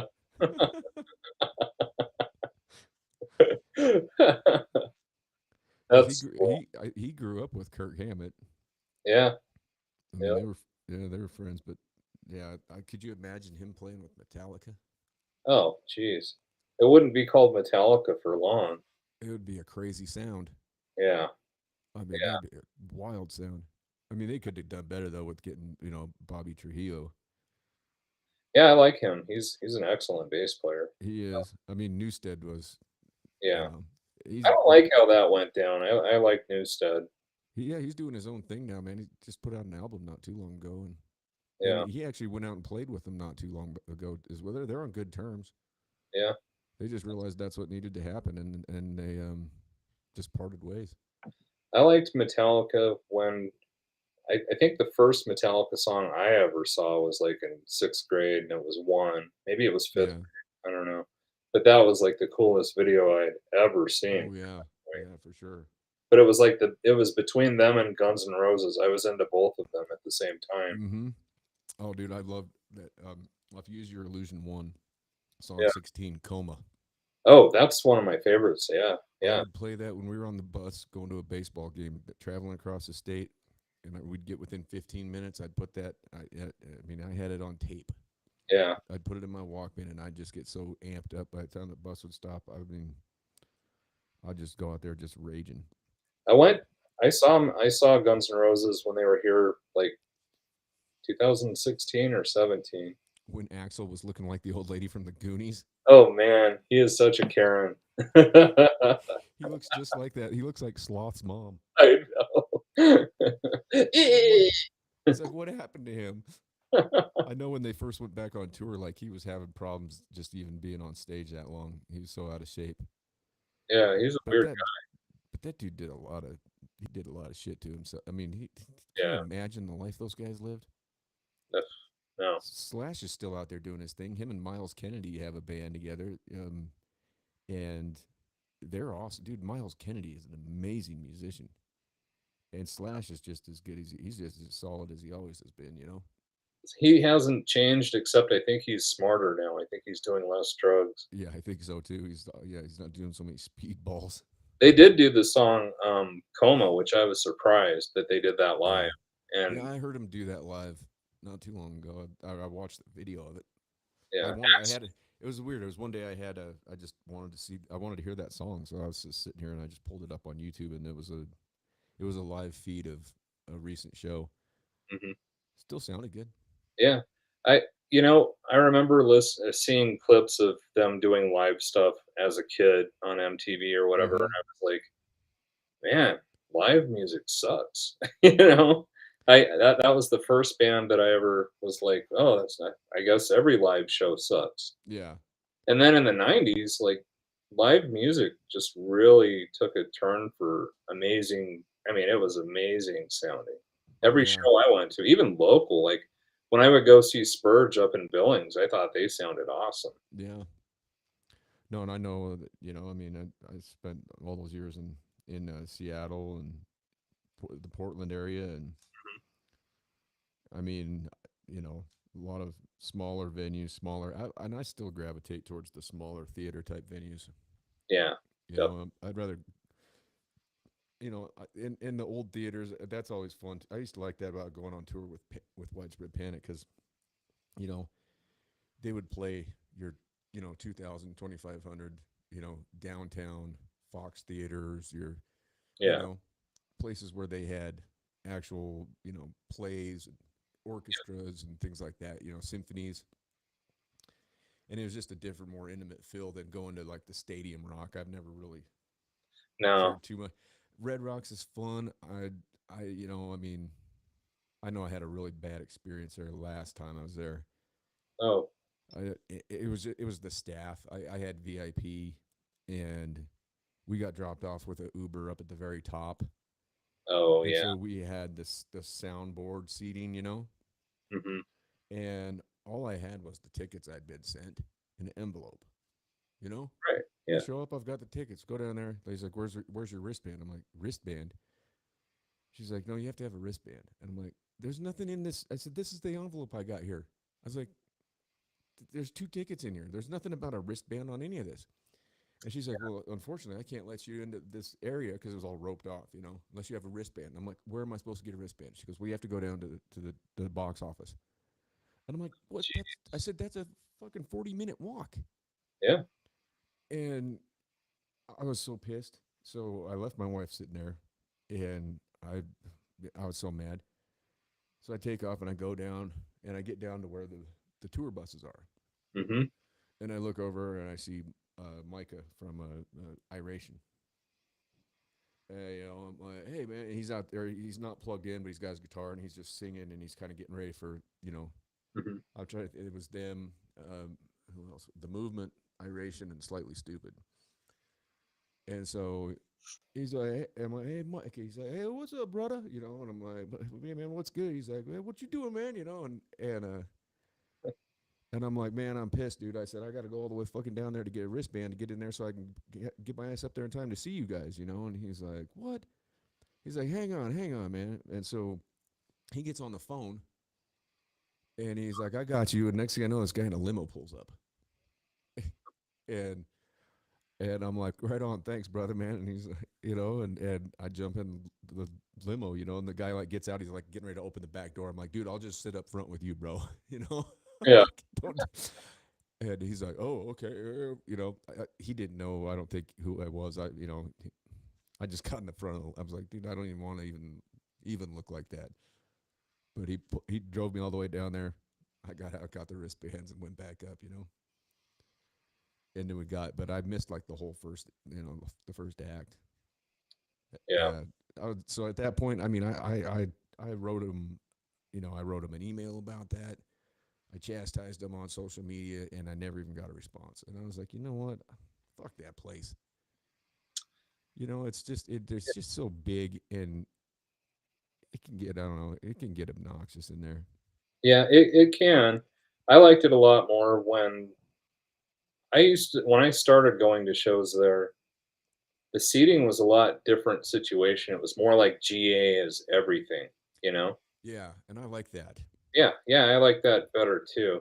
But now they rope off areas that you wouldn't think they would, Yeah. like up near the middle, Mm-hmm. or it's like, man, sometimes it sucks to be that far down too. Like if if you're just getting like pure bass and that's all you hear. Right. But I will say that most of the best shows I've seen have been there. I've been fortunate to see a lot of really good things. But Yeah, I've seen love some great small shows there. I love going to the Boulder Theater. I saw Vic Wooten play there, and Really? he's just a phenomenal bass player. Oh God, he's incredible. Yeah, I mean, yeah, yeah, yeah. God. I mean, I don't even. Yeah, I watched a big thing on him maybe last week, and God, who the hell was he? He sat in anyway. He had sat in with somebody. Who the hell was it? It was a great interview that he gave. Absolutely amazing. Just, I mean, it was one of those interviews that you just are just so intrigued by his outlook on music and his yeah, approach and everything. And I mean, you think of him, you think of Jaco Pastorius. yeah, yeah. I mean, God, that guy hadn't died when he. I mean, he was Oh man, young. it's a heartbreaker. He was Yeah. what, 35? Oh, I don't Was even he? know. Probably somewhere around there. I But don't even know if he might have been even in his early 30s. yeah, He he was. wasn't that old. He was a transcendent bass player, man. Yeah, I mean, absolutely incredible. Marcus Miller, there's another one. I mean, I do think that Jocko was an absolute genius oh because yeah, I have like a instructional video by him that I got years and years ago, and the dude's like just sitting there, doing an interview and playing his bass in between conversations. yeah, And the thing that he did that was insane was he's talking to this guy about, you know, just music changing or whatever, and he's playing something like Portrait of Tracy. I think that's actually what it was, which is Oh one yeah. of his hallmark songs. Oh yeah, for sure. But he's playing the melody in one part of that while he's talking to this guy, and you just see how his brain works because later on he's playing the other part, and then they put it together at the end, and Yeah. he's just shooting the shit with this guy, and he's got all of those things going on in his head. It's just insane. I've never Yeah. seen anything like that. And watching people play like that, it's like it's just another language. Oh yeah, yeah, yeah. And that's what I've always liked about watching bands that improvise. Yep. When and you see that there's a language going on between the band members on stage, and you never know. That's always been like from the first time I saw Widespread Panic, and Jared and I always get into about that because he's all about fish, and I used to love fish too. I still like fish. I think Yeah, they're great, but I just got sick of going to their shows because I got sick of the scene. yeah. But I would love sitting there with Panic, and JB would, he would turn his back to the crowd, not like like dissing the crowd, but when they jam, and so he's sitting there and he's watching everybody, Mhm. and everybody's feet, and you don't know where it's going to go. I mean, they've never played the same set twice Yeah. in 35 years, Mhm. and I don't think they've probably ever played a song the same way twice. Mhm. Because they do all sorts of teases to the next song, and that's what's fun about it too. When you've seen enough shows, like you hear Dave Schools lay down, something in the middle of a song, and you're like, oh shit, Greta's coming next, and then when you're there with people that have been to as many shows as you, and you both pick up on it, and you know that it's coming, and then they, all of a Yeah. sudden it jumps in, and you just watch. And then there's also, I mean, the crowd has a big part of it too, and that's what's the cool thing too, because those guys, I mean, the guys that's on stage, they're feeding off the crowd, you know. I Mhm. mean, that it's like a perpetual motion machine when you go to one of those shows, and then you get the chills. That's what I always say. I'm always seeking is that moment in the show where you get the chills, Yep. where you just feel that go up your Up spine, your and you just get spine. that big Yeah. smile on your face, and you're just like, fuck yeah, Yeah. and when that happens to the crowd and that energy gets put up there, then it just really goes off the chain, man. I love that. I mean, I missed that so much during COVID. I mean, because I was Oh, going to live shows like every weekend, man. I And know. then that hit, and I haven't. I mean, I've been to one show. I went up to Billings and saw my stepbrother, and they did a whole tribute to Miles Davis, which was cool as shit. It was a great show, and I realized how much we'd all had taken away from us having missed out on that for so long. And I Oh, was I was trying to organize to get people to come out here because I had access to some ranches, and I'd reached out to a lot of management, and and then they started doing what my idea was to come out here, set up out here in this remote area, mhm. and and we'll set it up and we'll live stream it, you know, and there's your live music. People can at least sit at home and watch it, and Yeah. like my friends from Big Something, I'd hit them up, but I mean they're on the other side of the country, and this was a tough place to get to when you're talking about bringing tour buses and all that. And Mhm. when the band started, I mean, especially when it was bands that I had already reached out to, when I saw them start doing it, Mhm. the same thing. Like Humphreys did it at a number of like drive-ins. That was their thing. They were going to drive-in movie theaters, Humphreys McGee, and people were staying in their cars, Right. which would be crazy to go see a live show and just sitting in your car. Man, just get that stage high enough and that would work That's out. what they did. It was cool, man. I mean, it was cool, Yeah. but it would have been tough to. And then some of them where they were actually enforcing the 6 foot distancing, so you had people in front of the stage, just everybody's doing this, like how far, Yeah.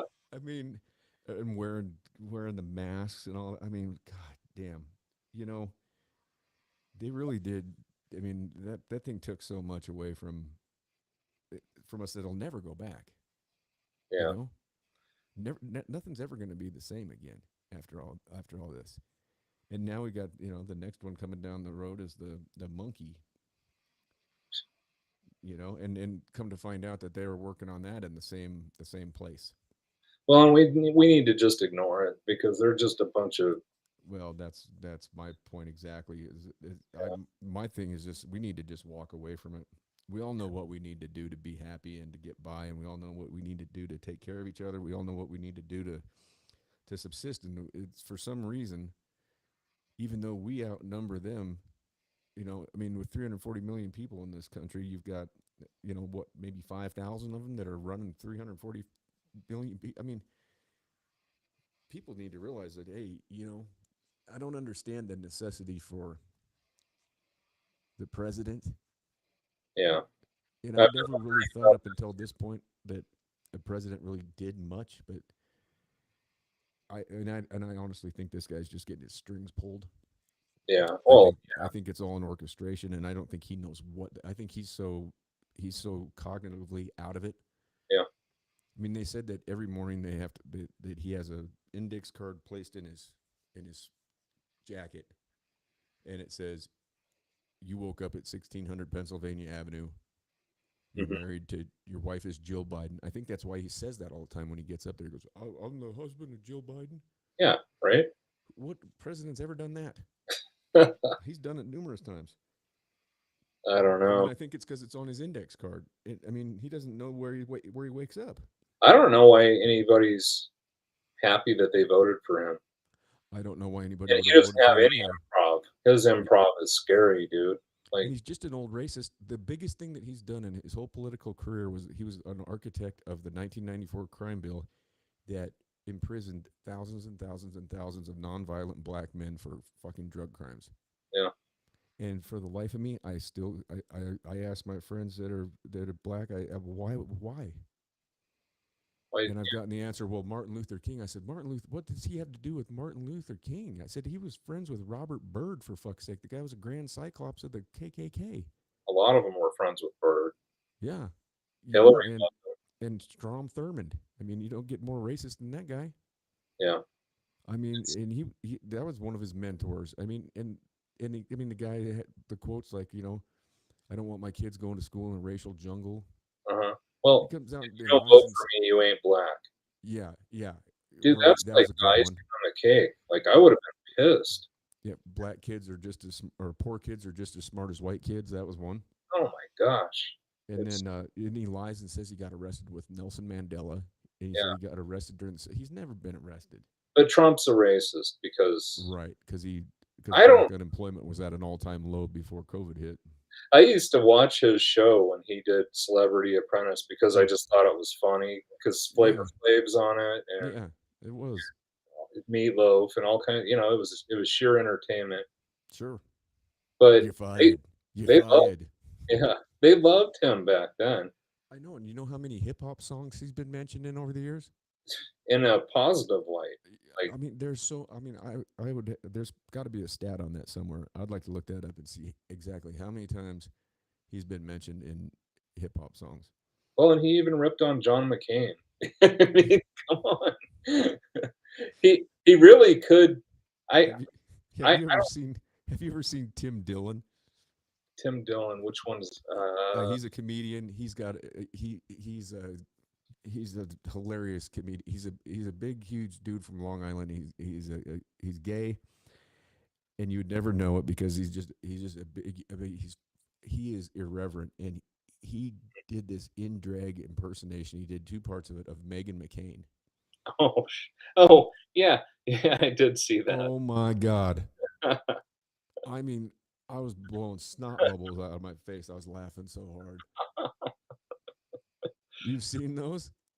Yeah, I think you sent Oh, one to me or something. okay. Yeah, I think I probably did. Yeah, I mean, I that's one of saw those. the Megan McCain one. Yeah. Yeah, he did two of them, and I mean, she's he's acting like it's talking about when she was a kid, her dad and her friends used to hunt her for sport when they'd shoot her, whipped cream would come out, and Megan McCain makes me so mad because I, oh, she's about as bad as Liz Cheney. I watch when I used to watch things. I watched everything. I would watch Rachel Maddow because you know Oh, your enemy, you know. yeah. But I watched it all because I want to see what everybody's saying about whatever stuff. I do But the same thing, but it pisses me off. yeah, Megan McCain though, like I remember she got mad at Trump and she yelled at Trump Jr. and Yeah. I thought that he actually like handled that perfectly, you know, Oh, because I that's think a so pretty too. awkward situation to be in. No, But that was just great. You know, it's just like, come on the view, bitch. Come on. she looks I every time I see her though, she reminds me of Miss Piggy from the Muppet Show, man. Me too, man. That's exactly what I think. She's a Kermit That's funny, man. That's a second analogy tonight that I've always said the same thing. Raver. And the view, oh my God, those oh God, between that Whoopi Goldberg and Joy Behar, I mean, I kinda think Joy is a lot more evil than Whoopi. I don't even know that I don't even know what she is. I think she's part Muppet, part Satan. I don't know. She's Ugh, horrible. she is really bad. I don't like Chelsea Handler, like, she's a No, no, no, no, no. if people could just focus on being comedians, if that's what they are, and just Yeah, actually be funny. yeah. Don't grandstand. We need that movie, did you ever see PCU? Oh yeah, That with movie Jeremy was Piven oh my gosh, that was and such George a Clinton. prophetic movie. George Clinton played their party at the end. Yeah, Yeah, that was during my heydays, you know? that And was a great everybody movie. yeah, and everybody was getting along so much better in those days, and that movie was, like, very prophetic, though, like, look Right. where we are. Yeah, or Idiocracy.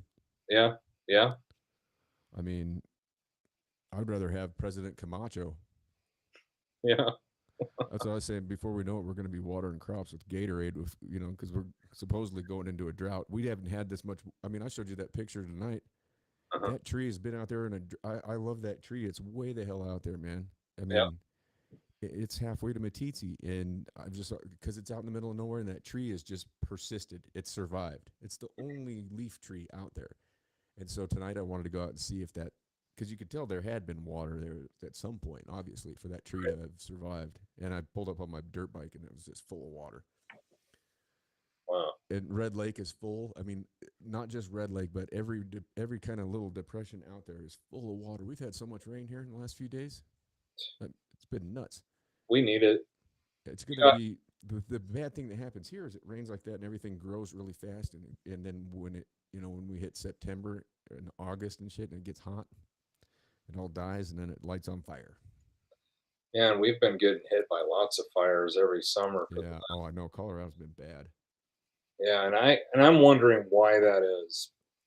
I I think that it has to do with leadership. I mean, because the last big fire we had was before these last 2 summers was the Hayman fire, Mm-hmm. and that was 2002, I think, maybe 2003. Yeah. I actually was right in the middle of it when it started. Oof. I was with a bunch of my clients just, west of town, and, Dang. man, we were at the South Platte River just kinda hanging out on a Sunday, and, man, we couldn't get home the way that we came in on I-70, I think, is how we Mm-hmm. got there. But when that smoke the sky changed very quickly, very dramatically, Yeah. and then we were trying to get out, and they had, rangers everywhere pointing you where to go, and you'd go in one entrance, and then they'd change their mind. We ended up coming back through Nederland and Boulder, Oh, and geez. that's, like, quite a jaunt. It was like a 5-hour drive home, where it was normally, Yeah. like, an hour, but that was started by some park ranger lady who lit her, um she'd broken up with her boyfriend or something. Oh, that's right. Yeah, yeah. It's crazy when stuff like that happens. There was one when I lived in Reno. It was the same type of thing. Guy was pissed off about his income tax, so he went out with a gas can, Right. Oh, and we were literally on the roof of our house, and I mean the fire was getting so close. Like the police were driving through our neighborhood, telling us we had to evacuate, and we were dumb. We got in my buddy's truck and we like drove out there, and we were like right in it. I mean, it was, and it. I mean, it they got it out. Oh, you know what happened is it rained. Otherwise, that thing probably would have. God knows how many houses and stuff that would have destroyed. Another one that same summer, two kids were down there by Carson City, and they were catching lizards and putting gas on them, lighting them on fire, oh shit. and one of them ran up a tree. Oh, no way. Yeah, Wow, that's a weird right at like the base of the mountains to go up to the Sierras to go up to Tahoe, and I mean there's $1 million houses everywhere. yep. and they're just little kids. I mean, what there's another example of parents. You know what your kids are doing. Yeah. I I, mean, well, I mean, our fires have been just like it doesn't make any sense. Like we had one right after Christmas this year that was not terribly far from yeah, us. It yeah, was closer to Cameron. I was worried about yeah. I him. remember seeing that. Yeah, yeah. I remember asking him about that. I need to give him a call Yeah, and talk to him. I could see the flames from I-20. Not we weren't even at I-25. We were Jeez, still a couple miles out, but wow. to see that going on in Broomfield and Lafayette and wherever, I think Lewistown. Yeah. Yeah, I like that venue in Broomfield, the First Bank Center. Yeah, that was the last show I've ever been to was there, and that was my first time. I saw Oysterhead right before everything closed. I was really wanting to go to that show. I Yeah. saw yeah. The last time I was there was I think Halloween 2014. Well, actually, that's when we stopped by and saw you. Yeah. Yeah, Yeah. they did it, and that was a cool venue too because it was all you either had floor seats or you had floor tickets or you had bowl tickets, and if you had bowl, it was just Yeah. first come first served. So Mhm. there was no seats. It was like wherever you wanted to sit. So you know we would go in early, and I mean we had great seats each night, Oh, and that was really cool because it was just like nobody was, you know. I mean, I remember one show. God, we were at the BJCC in Birmingham, Alabama, a few years back, yeah. Mhm. and when my wife would go, she never wanted to get floor tickets, so we had seats, Right. and so we're going up there. It's this big like basketball arena, you know, but they curtain half of it off when they have a show because it's one of those places. It's not a very good place to see a show. Acoustics are bad, just a weird space. Mhm. But we're going up there, and I see that where I see where our tickets are, and it's just all frat boys up there, you know, because you got the University of Alabama Birmingham there, and Shit, with their I'm visor. like, God damn, here, Jesus, gonna, you know. And so we get up there, and look and I see somebody's in, you know, I always if I buy seats, I always buy them on the aisle Yeah. because I Yeah. always want to sit on the aisle. It's like when I buy a plane ticket, I want the aisle. I Yep. don't want to be in the window. I don't want to be in the middle. Middle is the worst. But I'm always on the end, and I look and I see this guy, and I'm like, and I get up there, and I'm like, motherfucking Covey, this dude that I've known for, I've been going seeing shows with him for over 20 fucking years, you know. Yeah. And there he is, and with all these people, and here he is in my seat, you know. Yeah. And I had to be uncool to him about it because, you know, I mean, it's like, dude, sorry, Covey. I said, you know, normally I said I wouldn't give a shit if you're in my seat, but I was like, dude, you know, I got to, you know, we need our seats. Oh, we had to sit there with those frat boys. Oh God, they were passing around those vape pens and shit. Jesus, like they passed one to my wife, and I reach over and grab it. I'm like, don't you even touch that? You know, pass it. And she's like, what are you doing? I'm like, you don't know what's in that Hepatitis. fentanyl. Yeah. I Yeah. mean, people have been dying at shows from that shit. With they're putting that shit in that vape juice, man. I mean, you don't know what the hell is got fentanyl in it anymore. I Uh, mean, it's everywhere. It's even everywhere up here. Little ass Cody, Wyoming. It's all over the place. have there been fatalities up in Wyoming? Yeah, my son's mother. Oh, I Yeah, didn't know that, man. yeah. I know. I knew that as soon as I heard about the he found her and he told me she was blue. Yeah. Her parents both told me the same thing. I didn't ask the question and they all brought it up. I thought, you know, and I talked to her the week prior to that and said and just asked her. I said, you know, and she what was going on and this and that. And she said, well, she goes, I'm really worried. She goes, you know that I use street drugs and I'm worried I'm going to get fentanyl and it's going to kill me. I said, maybe you should quit doing street drugs, you know. And so when that story came back to me from a number of people, I decided to do some research into it because I didn't know anything about it. And I saw that there was a condition called cyanosis, is what they call it.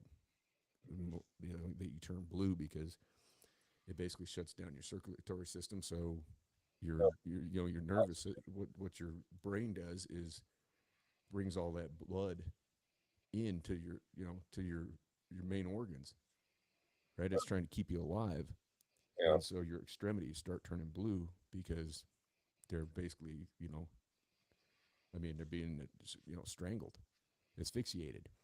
Yeah. And so I looked into it, and so I'm sitting there one night, and I'm like, I'm gonna find out about this. And so I made a phone call to, it was some national, drug hotline or Right. whatever. And I get this kid on the line, and he sounds really young, and I'm telling him what was going on. And at first they're like, well, what do you need help with? I'm like, no, I said, I don't need any help. I said, I just need some answers. I just need to know if I'm like, if what I'm thinking is correct, or if I'm out in, like, the outfield. Mhm. And so he asked me, and I told him, and he goes, man, he goes, yeah. And I said, you sound like a youngster, And he goes, yeah, I'm like 26. And I said, okay, what, what made you decide to do this for work? And he goes, well, he goes, same thing happened to me. He goes, my mom was a heroin addict. And he goes, she had 2 bags of heroin, and one had fentanyl and one didn't. He goes, and I found her the same way. And he said, so you're right. And so I told the family that, and, everybody kind of thought I was crazy. And then the secondary toxicology report came back, and that's exactly what it was. And the bad thing is in this small little town, I know who it was, and Yeah. that's really tough to deal with because you Uh, know me, yeah.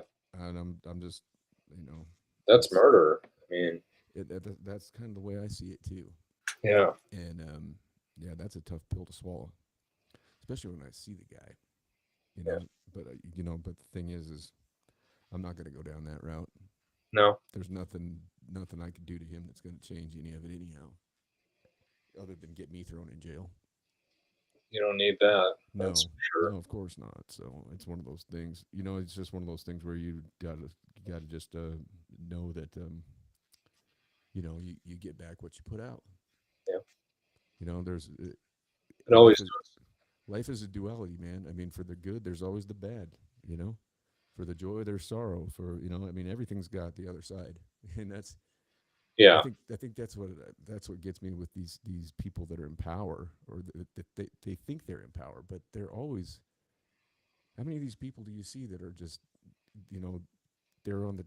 I mean, how many people just they're the biggest star, the biggest whatever movie star, biggest music. Look at the way Michael Jackson went out. Look at Yeah. Bill Cosby. Hmm. I mean, look what Johnny Depp just went through. I mean, he's one of my favorite actors, and look what he had to do. He had to get up there on the stand in front of the whole nation for a month straight And and tell us. air out every one of his demons to Yeah. try and save his name. And it was something he had to do because he didn't want to be, he didn't want everybody to think he was a monster. Right. And I don't think he's a monster at all. I think that dude. I mean, everything I've ever heard about the guy, everybody says just what a top shelf dude he is. Yeah. And, I mean, you see him playing in his band. I mean, dude, have you ever heard that guy play guitar? Yeah. Yep. Yeah. I mean, what's his name of his band? Hollywood Vampires Hmm. with Alice Cooper and Joe Perry. Yeah. I That. mean, and he's up there playing guitar and singing. Just an incredibly talented guy, and I mean, has had a stellar career. I mean, and then just to have some female like that, All you I know? know, dude, is if I was famous, I would want to date or marry someone that is not famous, because Right. look, go and look at Will Smith and Jada, because I thought that Yeah. I thought I remember years back I was like, look at them go, man. They've been together forever and they seem Yep. happy. And then you find out, you know, Yeah. I think she's nuts personally. I I Well, don't I don't think he would have slapped Chris Rock if it wasn't for her. and that's the thing. You watch that because he was laughing at the joke, and then he looked over and he saw the look on her face. But Yeah. but you gotta wonder because I mean he just I mean he slapped him, and then the way he walked back, the look he had on his face, the body language, it was weird. It I was think really he weird. really made a boo boo and he was in a situation where he couldn't win. But Yeah. I I don't don't know. he did what he did. He's a grown Yeah. ass man. And I don't know why Chris Rock's, security didn't come out and whip his ass. Well, yeah, you just got to go sit back down. Yeah, and he I mean, you go up and assault somebody on national TV. I mean, I saw it at first and I thought it was a setup. I thought it was just yeah, I choreographed. thought it was a joke. Yeah. I mean, I thought they just did this on purpose, And and yeah, maybe they did. I don't know, but I it didn't don't know. turn out too good for Will Smith. It didn't turn out good for anybody. Well, Chris Rock, it turned out all right for him because he's still making jokes about it and getting laughs. Yeah, He said yeah. something the other what God, I don't remember what it was he was on the other night where he said something. Well, hey, was that Will Smith? But I mean, can you imagine standing up there and all of a sudden you got? I mean, he's Chris Rock's a little dude. Did you see Chappelle when he got like attacked by that guy with a knife? Who? Dave Chappelle. Oh yeah, yeah, yeah. At Hollywood Bowl.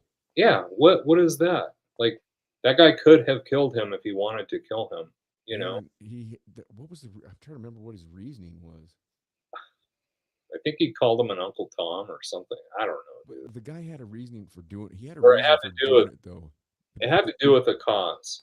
It may have been it may have been a transgender joke. he was trans, but it wasn't to do with that. It was something else. There was something else that was going on with that guy.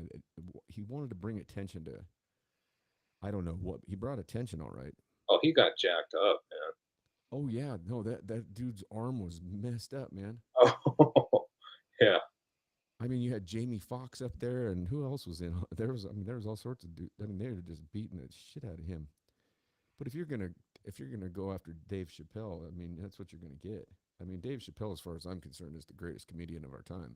Oh, I agree. He's Uh, definitely up there. I like him, and I like Brian Regan a lot. yeah, That yeah, guy and that guy I doesn't mean, even have to cuss, man. right? No, yeah. I love Bill Burr. Yeah, Bill Burr just, I mean, he's got that. He's kind of that dark underbelly. He's got that grumpy.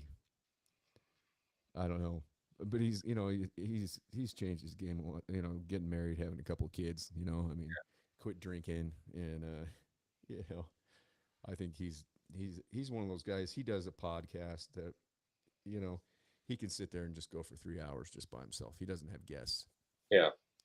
but he reads emails. People email him, and he reads the emails and responds to them. So that's a premise.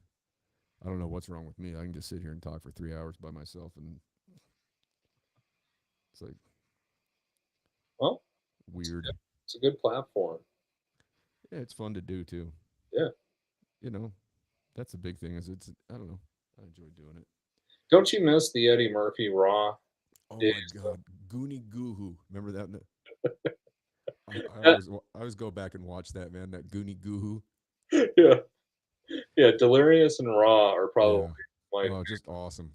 yeah. He's up there in those leather suits. Yeah.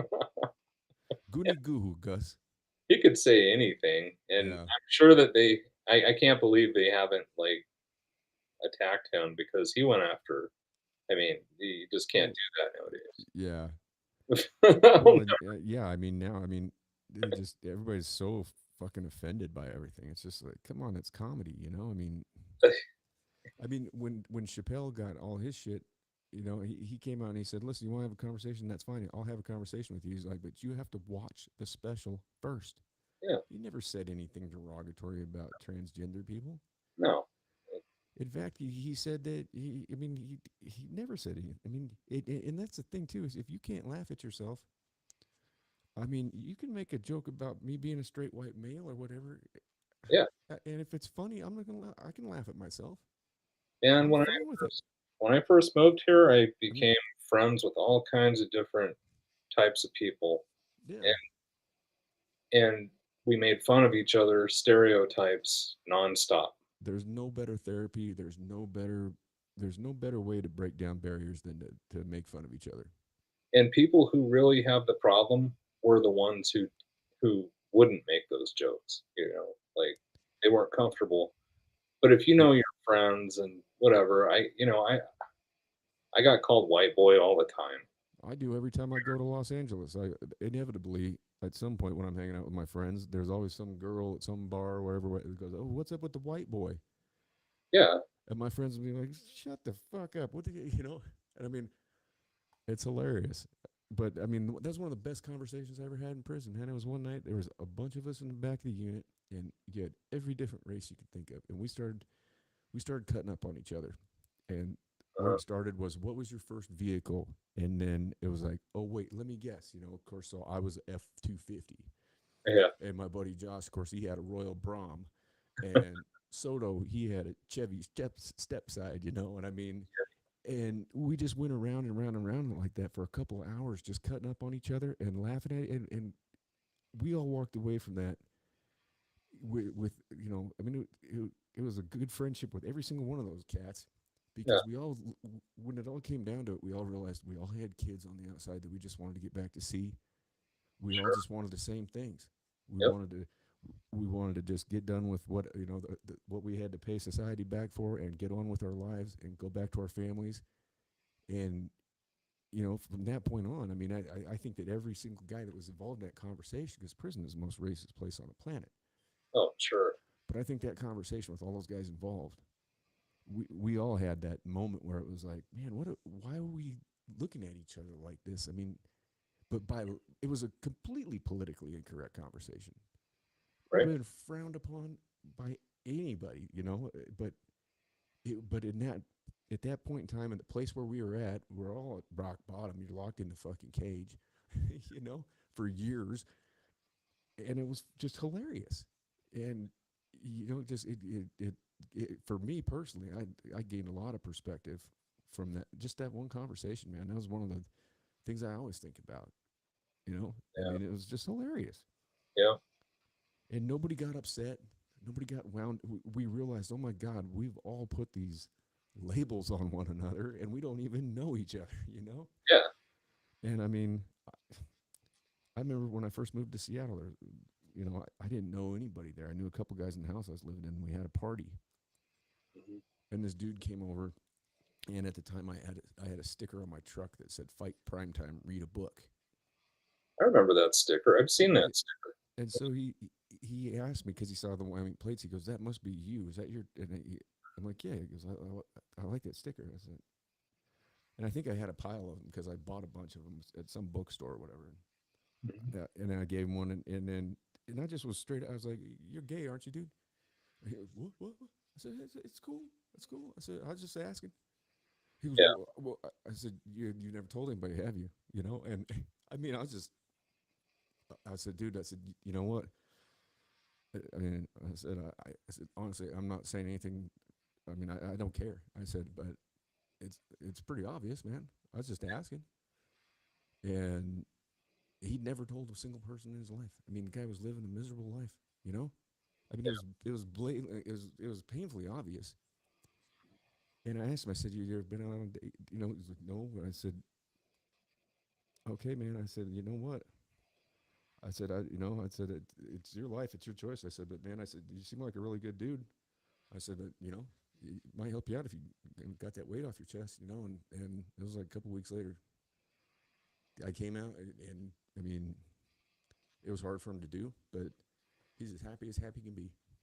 Married, you know, they got an adopted kid. They just, I mean, you know, Yeah. I and and that's what the world needs more of is not this judgmental shit, and it doesn't need to be coming from the other side either.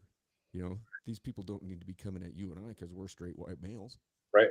We're not the enemy. I mean, you know, No, dude. the enemy is the factions that are pitting all of us against one another. Well, and the thing is like whatever whatever happened to we don't have to have the same preferences, but we can Yeah, sure be friends, you know. right. I remember I had a man, it was about 20 years ago. I was working this job and I worked with this guy named Johnny and he had, he was a nice guy. We had trainings together and I knew he was gay, but Yeah, he didn't come out and it's not like something you had to do. It was just whether you're a good person or not. And he called me when Heather was visiting me for the weekend or whatever and I've got a lot going on, but he like wanted to have this really, really in-depth conversation with me. And it was like 6 in the morning. This dude called me. So I was a little weirded out. And then he proceeded to tell me that he was gay. And I'm like, dude, I know. And he started to get offended. And then I was like, we just kept talking. And then he wasn't. And then he told me that he had AIDS. oh shit. And he was pretty full blown because Oh shortly man. after that, he like quit. he quit the job, but he still kept calling me, and he was like telling me about how his veins looked on his trunk area. And, you know, Oh man. I don't remember whatever happened to him. One of my friends, May, she told me that he was probably not gonna live much longer. But I don't know, dude. I don't understand Yeah. what the whole thing is nowadays. Everybody's so damn defensive about everything, and I think they like it, and it's not a good place. No, it's not, and I think that everybody's been, I think that people have been orchestrated to, it's been, I think it's been by design. Yeah. The way the media works, Oh yeah, and it's everything's sensationalized, it's and puppeteering for the stupid.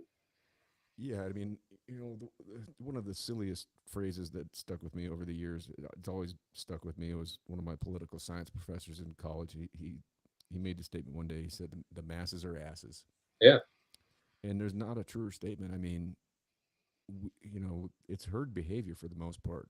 When yeah, you look at people, when you watch the outrage and stuff that happens over these little things that don't mean anything, and the way that the media gets people stirred up, and the way that politicians get people stirred up, and it's always you always got to look at these things, is like who's who's down at the end of the line benefiting from this. And there's always somebody benefiting from it. I mean, like we were talking with that stupid trial with Johnny Depp, and they're just two people for fuck's sake, but it dominated over a month. It's still dominating conversations. And then well, you get somebody like that Kathy Griffin, who's just a known troll. yeah. I mean, what else does she have? All she has is be a troll. She looks like Andy Dick, so I Oh think my God! Yeah, I mean, and I don't even. I'm not even going to talk about her looks. I don't even want to sink to her level. yeah. I mean, But for her she's to say, bitter. I think she's bitter about something, and "Oh, for it sure, goes beyond Trump because she was kind of acting a little nutty before that. she's never been right. No, She's never been. I mean, remember back when she was on Seinfeld a couple times? Didn't she make a couple appearances on there? I don't I mean, remember what she was on. She was just always there, but yeah, I mean, she's like a female version of a really, really twisted Carrot Top. yeah, Like Carrot Top's cool. yeah, he is cool. He's he's a nice guy. He can play some music. Oh, does he? When Widespread Panic plays Vegas, the last time I saw Panic in Vegas was in 2017 for Halloween. He I came could out at see. the end of the show and he played percussion. He played harmonica. Oh wow, He comes out every time they're in Vegas. He comes out and plays with them. He'll come awesome. out for the encore or whatever, or the last song of the second set. He'll come out and sit in, and he's got to live a crazy. I mean, his life has had to have been crazy. I got into his comedy when he was still skinny, and he didn't Yeah, have all the facelifts and everything. But right. He did a lot of roids. oh, dude, I mean, he looks like a He-Man doll. he's huge. No, I remember. Yeah, I mean, he still does that prop comedy stuff. He brings out his chest of tricks and everything. I don't know. I thought he was funny when he first started, and I mean, I kind of lost track of him until I was sitting there at a concert, and all of a sudden I look up there, and I'm like, fucking Carrot Top. But I mean, he's got a resident. I mean, he's a resident. Can you imagine being a resident artist of some sort in Vegas? Yeah.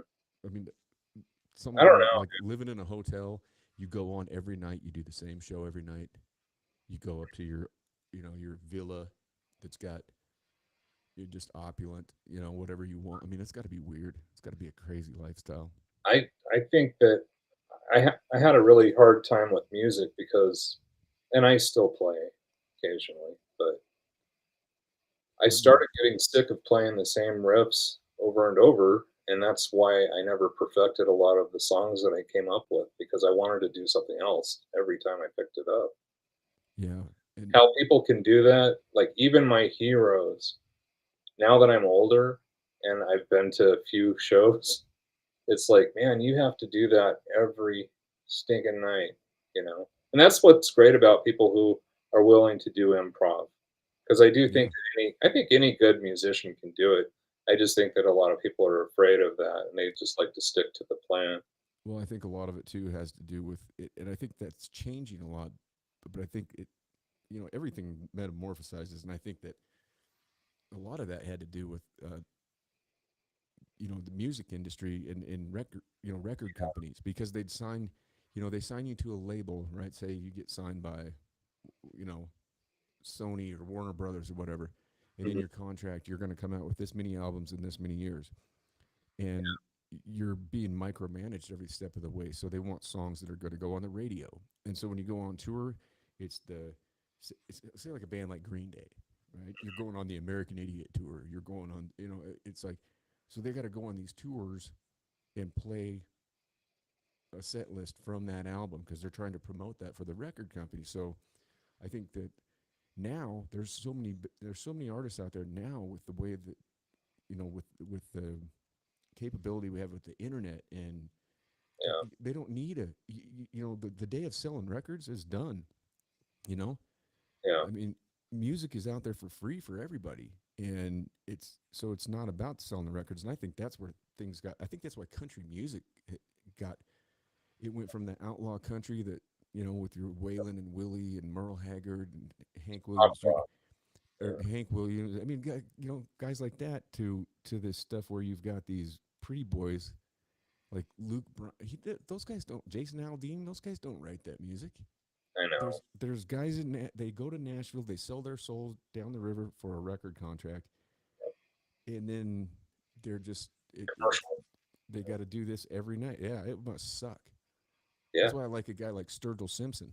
I Well, mean, it's why I used to like Neil Young until he turned into a major douche waffle. yeah, But they said he's always been a douchebag.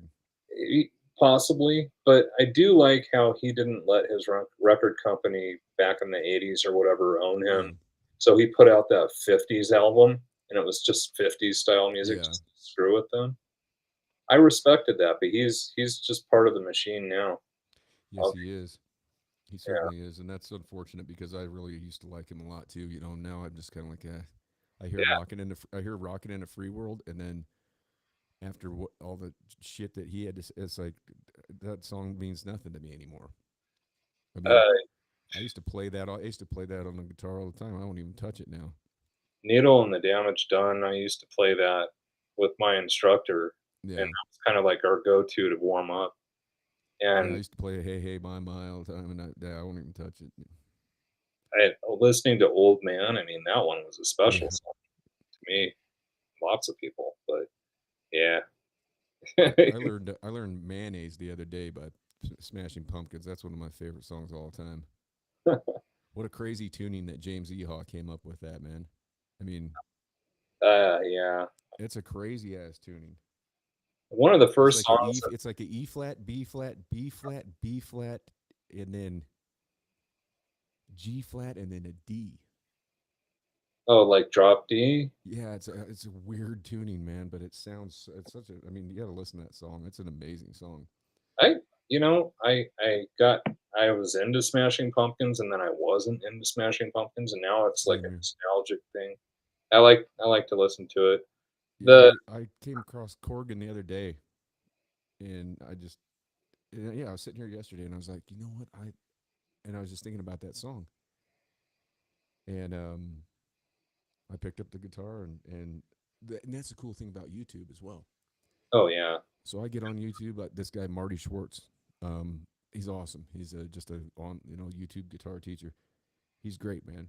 He's a hell of a player, and I mean, his catalog. If I want to learn a song, I look him up. And I know when I first started playing, it was like you just had to try and muddle through it and figure it out. Yeah. I knew how to. I played music.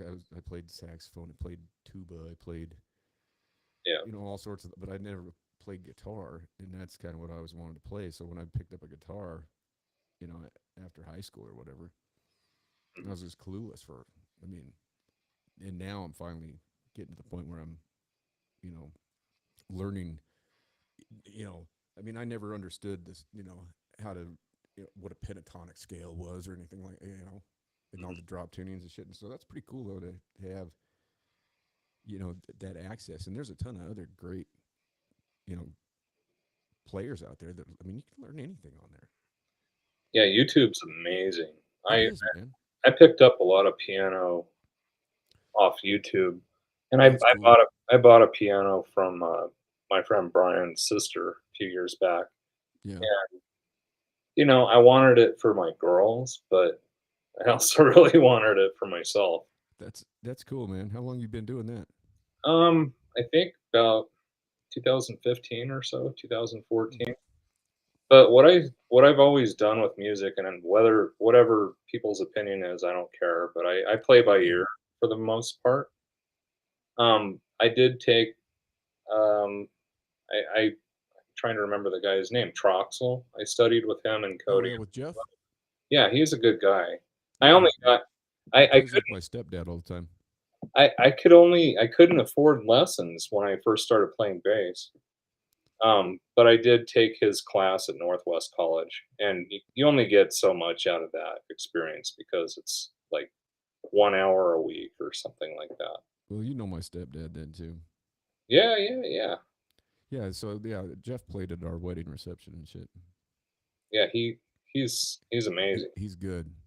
Yeah, he played at my wife's grandma's funeral or grandpa's. Yeah, yeah. No, he's an amazing player, man. He's yeah. The guy's yeah. He's Yeah, there's a lot. There was the head of the anthropology department.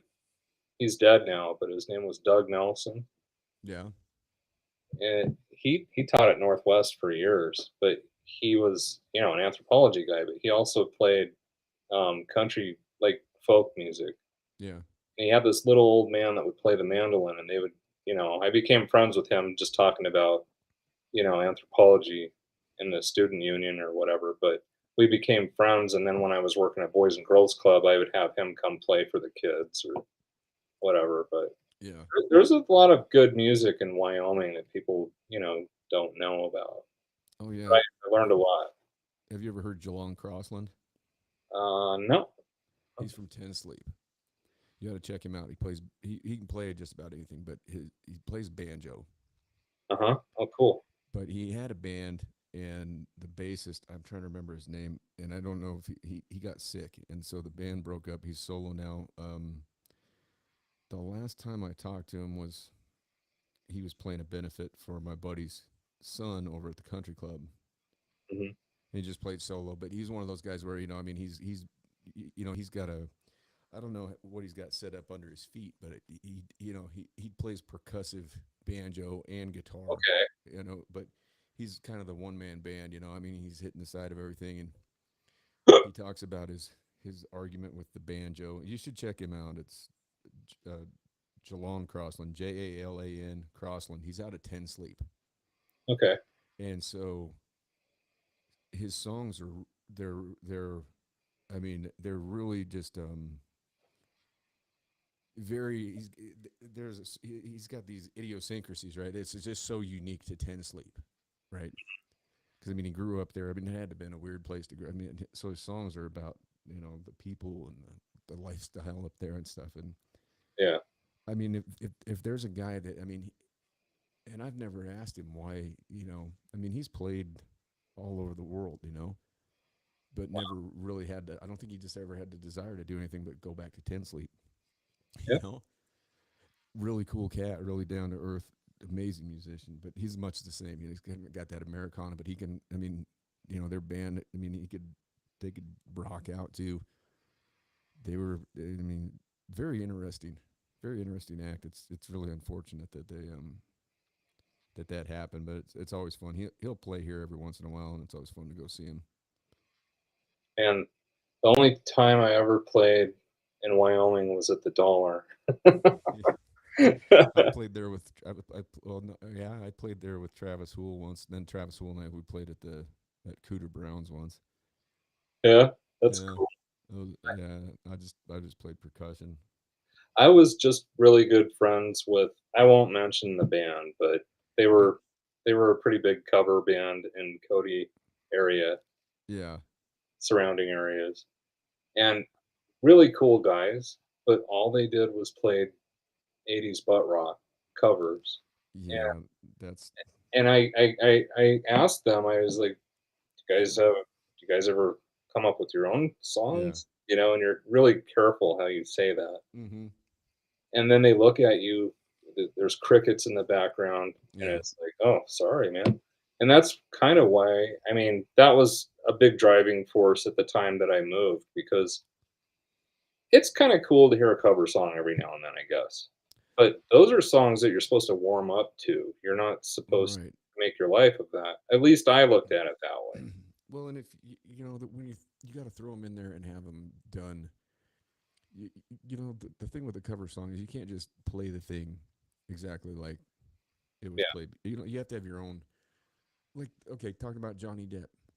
Hmm. Um, Listen to Hollywood Vampires and listen to him sing "Heroes" by David Bowie. Yeah, I've heard that one. I Yeah. mean, just a great rendition of it, great cover. Widespread Panic did that right after Bowie died to open up their New Year's Eve run that year. They opened up with that, and I love that song first of all. But to, you know, Panic put their own flavor on it. Hmm. Johnny Depp did too on that, and then he's singing and playing lead on it. I mean, that's just one I'm thinking of. And Panic does a lot of cover songs, and you know, they used to say, you know, they'd ask him, well, are you guys you know, what exactly are you guys? And there's this band called Bloodkin, and Danny Hutchins recently passed away, and him and Eric Carter of Bloodkin. They all grew up in Georgia. They kind of came up together, but for some reason, Bloodkin never really they didn't make it. Hmm. But they were friends with the guys from Panic, and so they Panic. A ton of their songs are Bloodkin songs, and so they were asking JB, "Well, are you guys a cover band or what are you?" He goes, "Yeah, we're a Bloodkin cover band," Hmm. which was hilarious to But they play so many cover songs, and people don't even know they're covers because they put their own unique. You know, I mean, they'll play like Lawyers, Guns, and I mean, I could just go down the list. Lawyers, Guns, and Money. I mean, you know, Warren Zevon. There's a guy that you know he passed away pretty young, With underrated. cover music with me, I mean, this is how it's sold to me. It either has to be perfect or as close to perfect as possible, or it has to be your own monster and it's beautiful, Yeah, you and know? I But yeah anything in between is just cheese sauce to me, you know? yeah, and I personally would just much rather see the monster. You know, I love it when Yeah. somebody mashes something up. Yeah. Yeah, me And too. like you listen to that album Zonky by Humphreys McGee. Have you ever listened to that? Mhm. You should check that album out. That album is awesome. It's just it's all a mashup. Mhm. So they do like a cross between Phil Collins, you know, I can feel it coming in the, you know, Yeah, I don't even know the name of the song. What is the name of it? in the It's air tonight. I think. yeah, something like they mash that up with Beck's Loser. Whoa, They do that's cool. they do Gorillas and Metallica Sad But True. They do What? Okay, I'm yeah, they uh, do Beastie Boys matched up with Rage. They do huh. oh god, I'm trying to just go in my mind. I'm trying to go down the. It's one of my favorite albums, and I put it on. If I put that on and people don't know what it is, people start. I mean, literally, people are jumping around and like just going nuts, and they don't. They're like, "What in the fuck is this?" You know? I've They seen do. What's Galactic. that?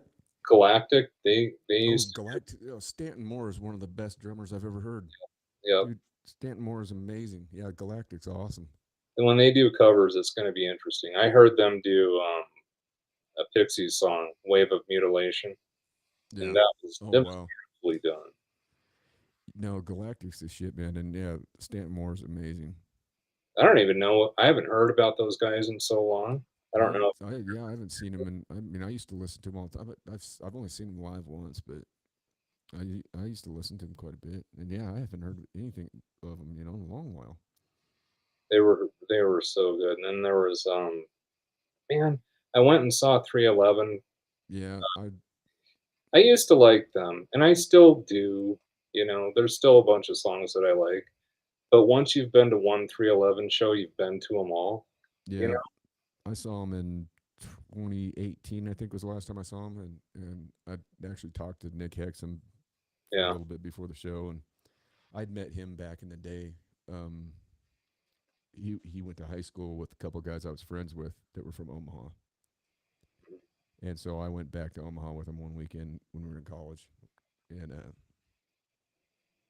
yeah, I didn't even, but I just started. I mean, I just heard Grassroots for like the first time, and it was weird to me because it was like, what is this? You know, I mean, I'd been listening to like Pantera, Guns N' Roses, Metallica, like Pearl Jam, Alice in Chains, and then I hear this. I mean, I was like, what is this?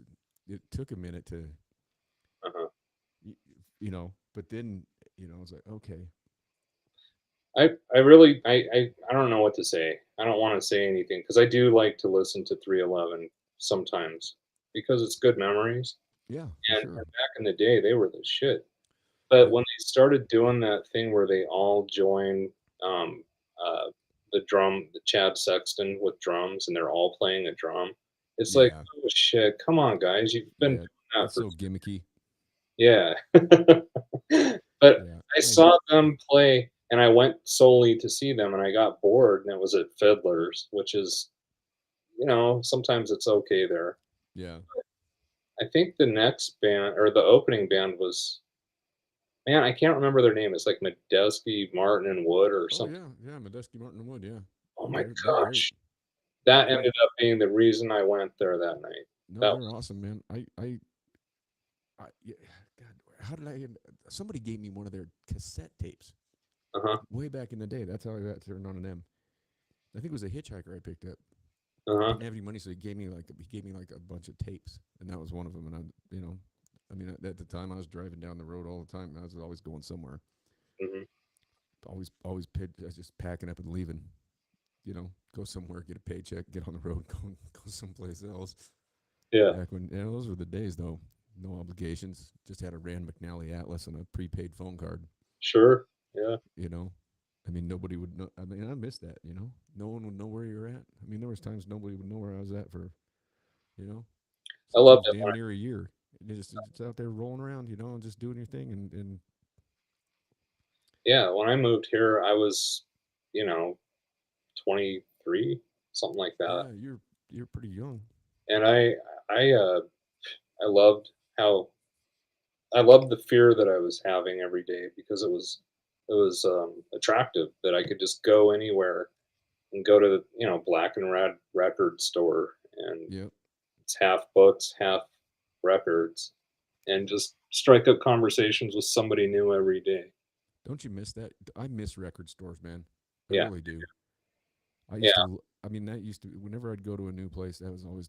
I mean, like I was talking to Jared about this years back. I think it was when I first got back home, and I had mentioned that I had Spotify, and he's like, "Why would you pay for music?"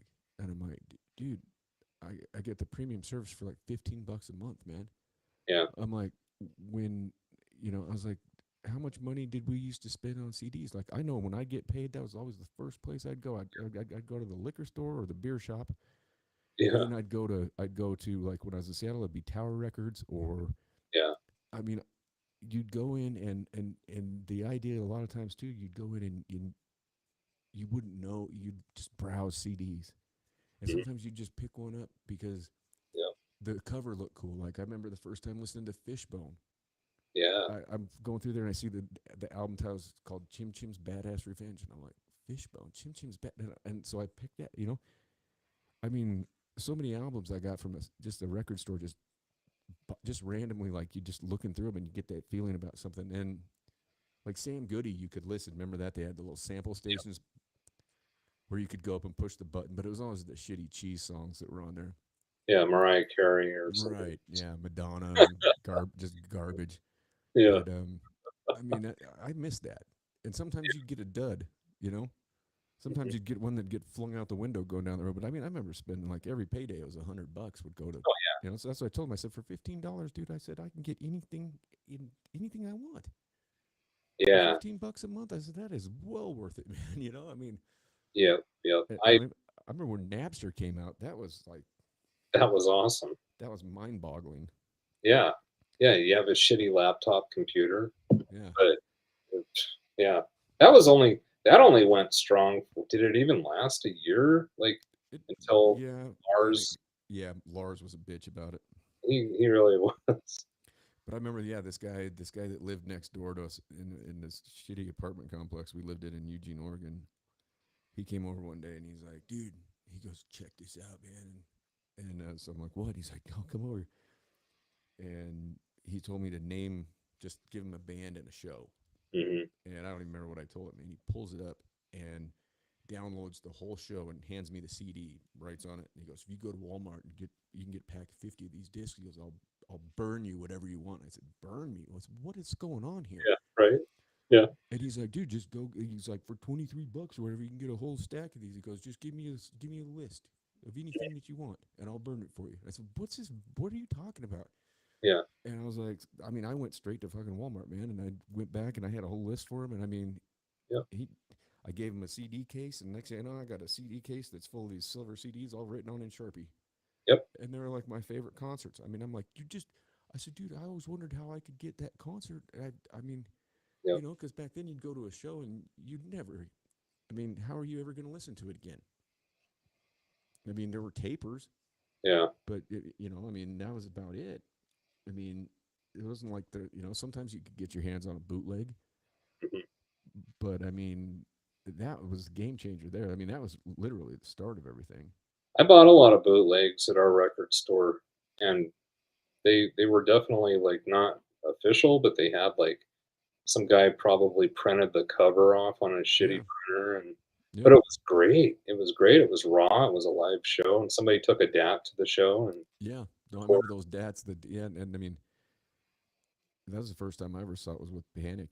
These guys they'd have these headsets that would like have mics sticking off their head, Hmm. and they'd have that, yeah, the DAT recorder, and Well, then you'd always try and catch up with those dudes after the show because they would be playing it, and you could, yeah, and then you'd try and hook up with them at the next show to get a copy of the last one, and they just sit out there in the lot and hand tapes out, just I didn't. I didn't have access to a computer until much later on, but I always had friends who did or roommates. And when the whole Napster thing was full effect, it never stopped me from going and buying the actual album because I always wanted the yeah, artwork. same here. I like to read all the shit. Yeah, You know? no, that was some of the best parts is taking that insert out of a CD Yeah, and putting it on your stereo. You lay down on your bed or whatever, and yeah, you put your headphones on, or or you turn it up, and and just read through all that stuff, yep, and with every song you listen, and listening to an album in its entirety. And I think that's something that's missing in music today too, because that used to be so cool. There's so many albums out there that like I would never pick up and just listen to one song. right, If I'm gonna listen to that, I want to listen to the whole thing all the way through, because yeah, I think that bands used to come out with albums that like they told a story. You know, it took you on a journey, and you couldn't miss one part of it, or you wouldn't get the next part. yeah. Yeah, I'm trying to think of an example of an album like that. There's plenty of them out there. I mean, I've got a ton of them just saved on this, and that's what's crazy. I mean, I got 256 gigs on this stupid thing right here. Hmm. No, Yeah, I'm not even close, and I've got every single album. And out here in Wyoming, you never know when you're going to run out of no phone service. yeah. And I mean, I'm not doing a job or whatever. I mean, I can listen to whatever I want, and that's just. I mean, it's absolutely phenomenal that you go from carrying around these big CD books, I know, man. and then you take it back. Think about driving around with 8 tracks. I bought my Jeep like 4 years ago, and I was a little hesitant because it didn't have a CD player. And it had Bluetooth, and I was like, all right, because I used Bluetooth before, and sometimes it's sketchy in certain Yeah, areas, but I haven't had too many problems. I love it. I love just going on to Spotify or whatever, and just I'm good. You know, I can play yeah, whatever I want. yeah, There are a lot of albums that I like to listen to from beginning to end, like pretty much every band I've been into for the last 30 years. But then yeah. there's bands like when I Like first started radio. if I'm gonna listen to Frizzle Fry, I'm listening from all Yeah, the way, yeah, yeah, all the way. You know, yeah. But like, um, weird thing that I hate to admit is when I was in high school and I bought Pablo Honey, that I was a I great was album. It is, but back then I didn't like every other song. I only liked Creep because, that's the only thing that I'd heard. Oh God, I love that. I love that. Yeah, that was a great album. But I mean, like OK Radio was good too, OK Computer, yeah. or OK Computer. Yeah, That one was like, "Whoa, this isn't even the same band." Like every right. song is equally as good as the last one. And Yeah, I still haven't seen them live and I want to. I never have either, and I was watching them the other day, Yeah, um, and I mean, everybody's always said like they're one of those bands that until you see them live, that you don't even understand, and there's a lot of bands out there that are like that, like yeah, the live performance is completely, you're just like, I mean, it's like seeing Pearl Jam live. yeah, Like everybody knows all their music and everything, but you see them live, and it's just there's. I mean, I think I've seen them 17, 18 times, yeah. and it's always a different experience. And it's I don't know if there's a lot of nostalgia in it because that was kind of a game changer album. I mean, I was never big into Nirvana. A lot of people I never really. I mean, I liked them a lot when they were, I don't know. we got to see it all start though, and that's cool. That's Yeah, the I nowadays I don't even know what's popular. I see some stuff. I don't even know what movies are. I don't even know what the movies are at the theater. Yeah. I haven't watched TV in 4 years. I the only thing I wanna see Top Gun just because of the I fun. just heard about that today. I heard that was a thing. I didn't even know. Yeah, yeah. I heard it. The Some guys first were one talking was about it on a podcast, and I was like, "Huh? Why are they talking?" And then I realized they're talking about a new Top Gun. I was like, "Oh, yeah. But, like, it never come out." the last time I was at Red Rocks to see Primus or something like that, maybe it wasn't even Primus, but there was an opening act and it was dubstep, and I was so mad because so many kids, and maybe I'm just old or whatever, but literally it was this chunky guy that got up there and it was just him and a laptop, and Ugh. every now and then he would push a key and then he'd just sit there and people were cheering and I was like, "I don't get it, man." I was really mad. I don't think that was Primus. I think that was something else. But Don't they have that EDM festival down there every year? The World Dance, whatever the hell it is. oh, I'm sure they do. Have you seen some of those EDM festivals they have though? There was like one that was like Tomorrowland. I mean, the millions of dollars they put into these things, and I mean, there's some of them that are. It's like their own city that they've built, and I mean, just the production value that goes into it is impressive. The music's not anything that I'm into, but I mean, these guys can get. You can have two DJs up there, and and they're making 250,000 people jump 3 steps this way, 3 steps that way, back, forward. Yeah. And you're going, holy cow, and you're watching it from, like they're filming it from a drone or whatever. It's just like, holy shit.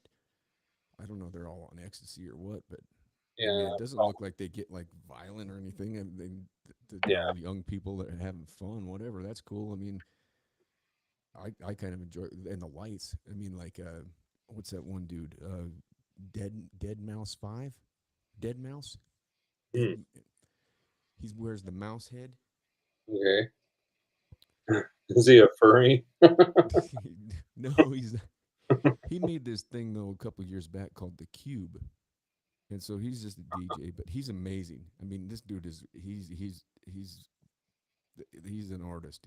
I mean, I would not hesitate to call that guy. It's like my buddy Josh. I mean, when he's on the turntables, I mean, the way he can cut things, the way he does shit, and the way he hears shit and moves it together. I mean, it's just like whoa, whoa.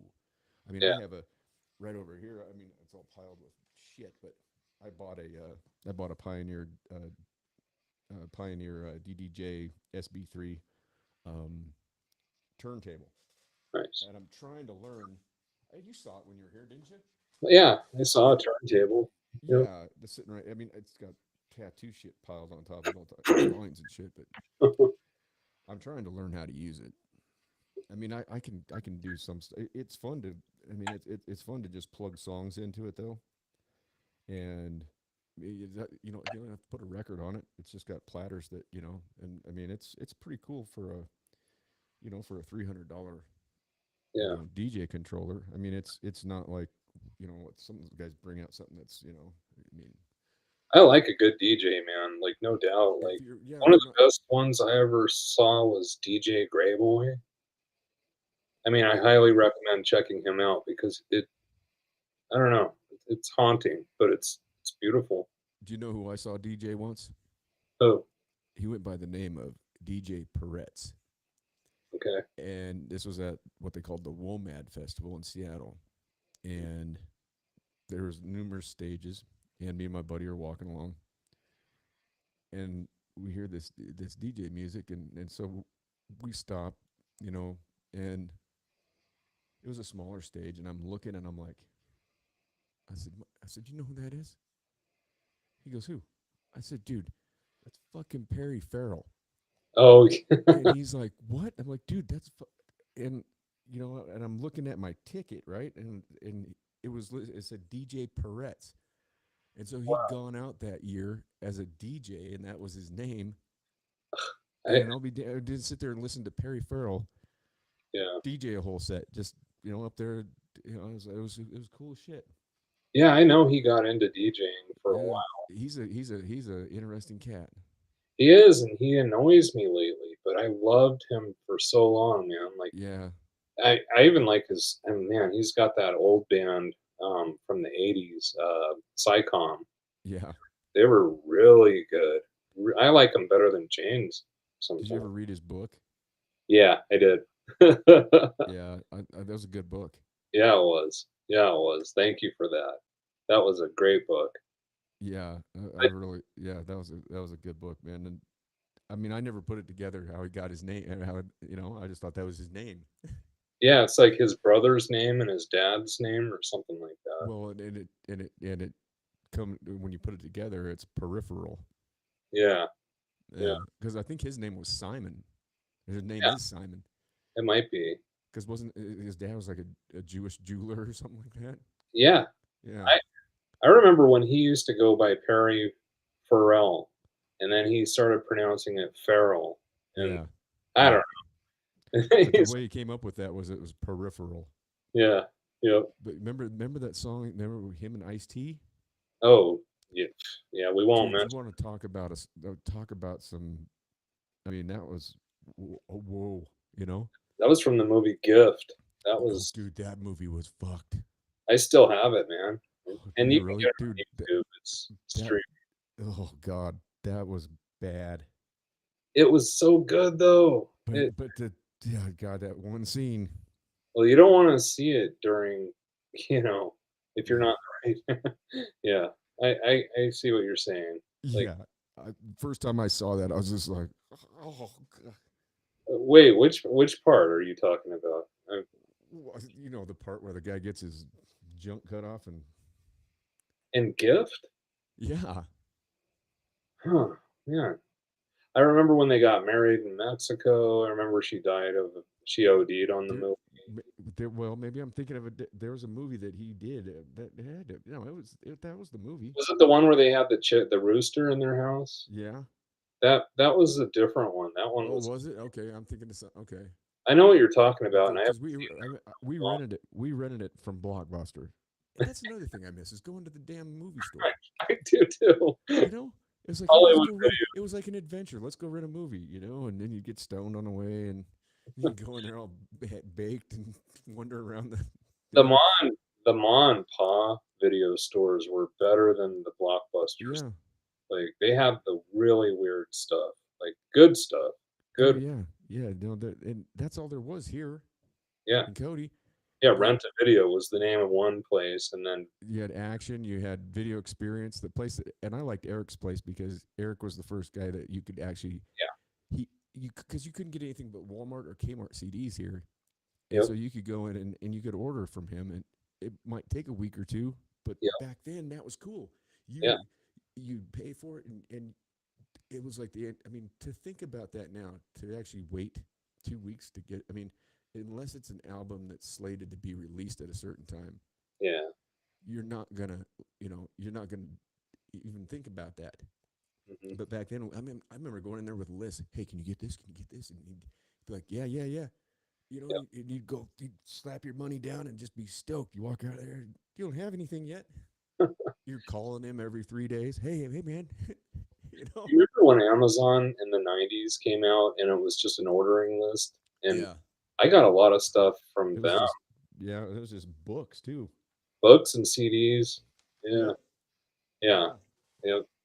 But I definitely miss. I'm glad that I still have record stores. We have, I mean, vinyl's popular right now, I and it was has looking. been for the last 5 years or so.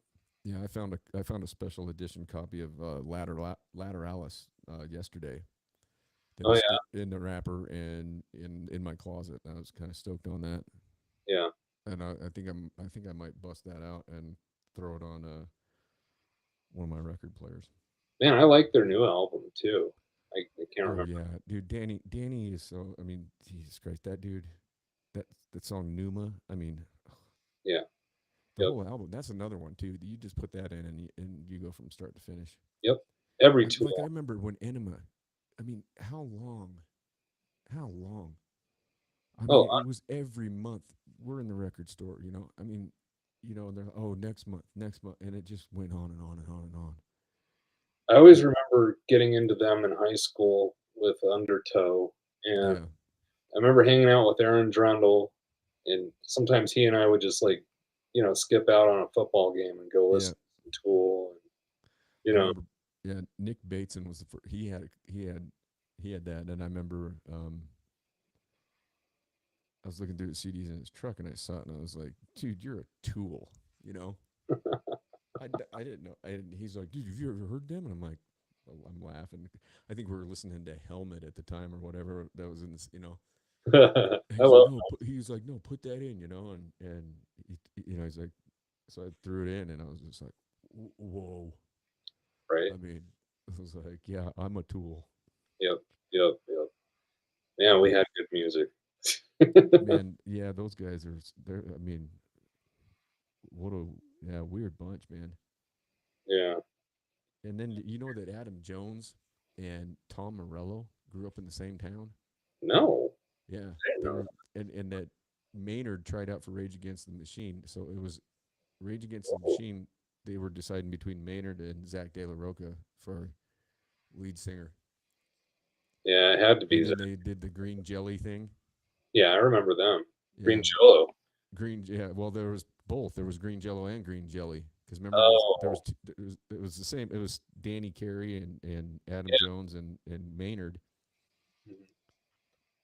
Well, But Tool came from one of them. I think was it the guitar player or the bassist that was into like film, like it was Adam Jones. He's the one that did all the videos. right. He's into animation and like I don't know what you know CGI shit and all that. I mean, he did Yeah, all those videos, those crazy videos that they would come out with back in. I mean, you yeah. know, little guy walking through the meat tube or whatever. You know, you're like, what Yep. the hell is this? I loved it, man. Oh yeah, it was great. But yeah, he did all that. But Danny, man, his drumming, Oh man. God, I saw him play with Primus when Herb had a heart attack or whatever. that was awesome when he did. Yeah, I mean, Yeah, yeah, talk about a fucking amazing version of Southbound Pachyderm. that was such a weird show because it was a music festival in downtown Denver. I think it was the Riot Fest. Oh yeah, I remember that one. And I couldn't even decide who I was really there for because there were so many great bands. And I ended up leaving Primus for the first time in my life because I wanted to go see a different stage. I saw plenty of Primus, and I had just seen them a few months before that. Yeah, So I walked over to Weezer, and they did the Blue album, which was really cool.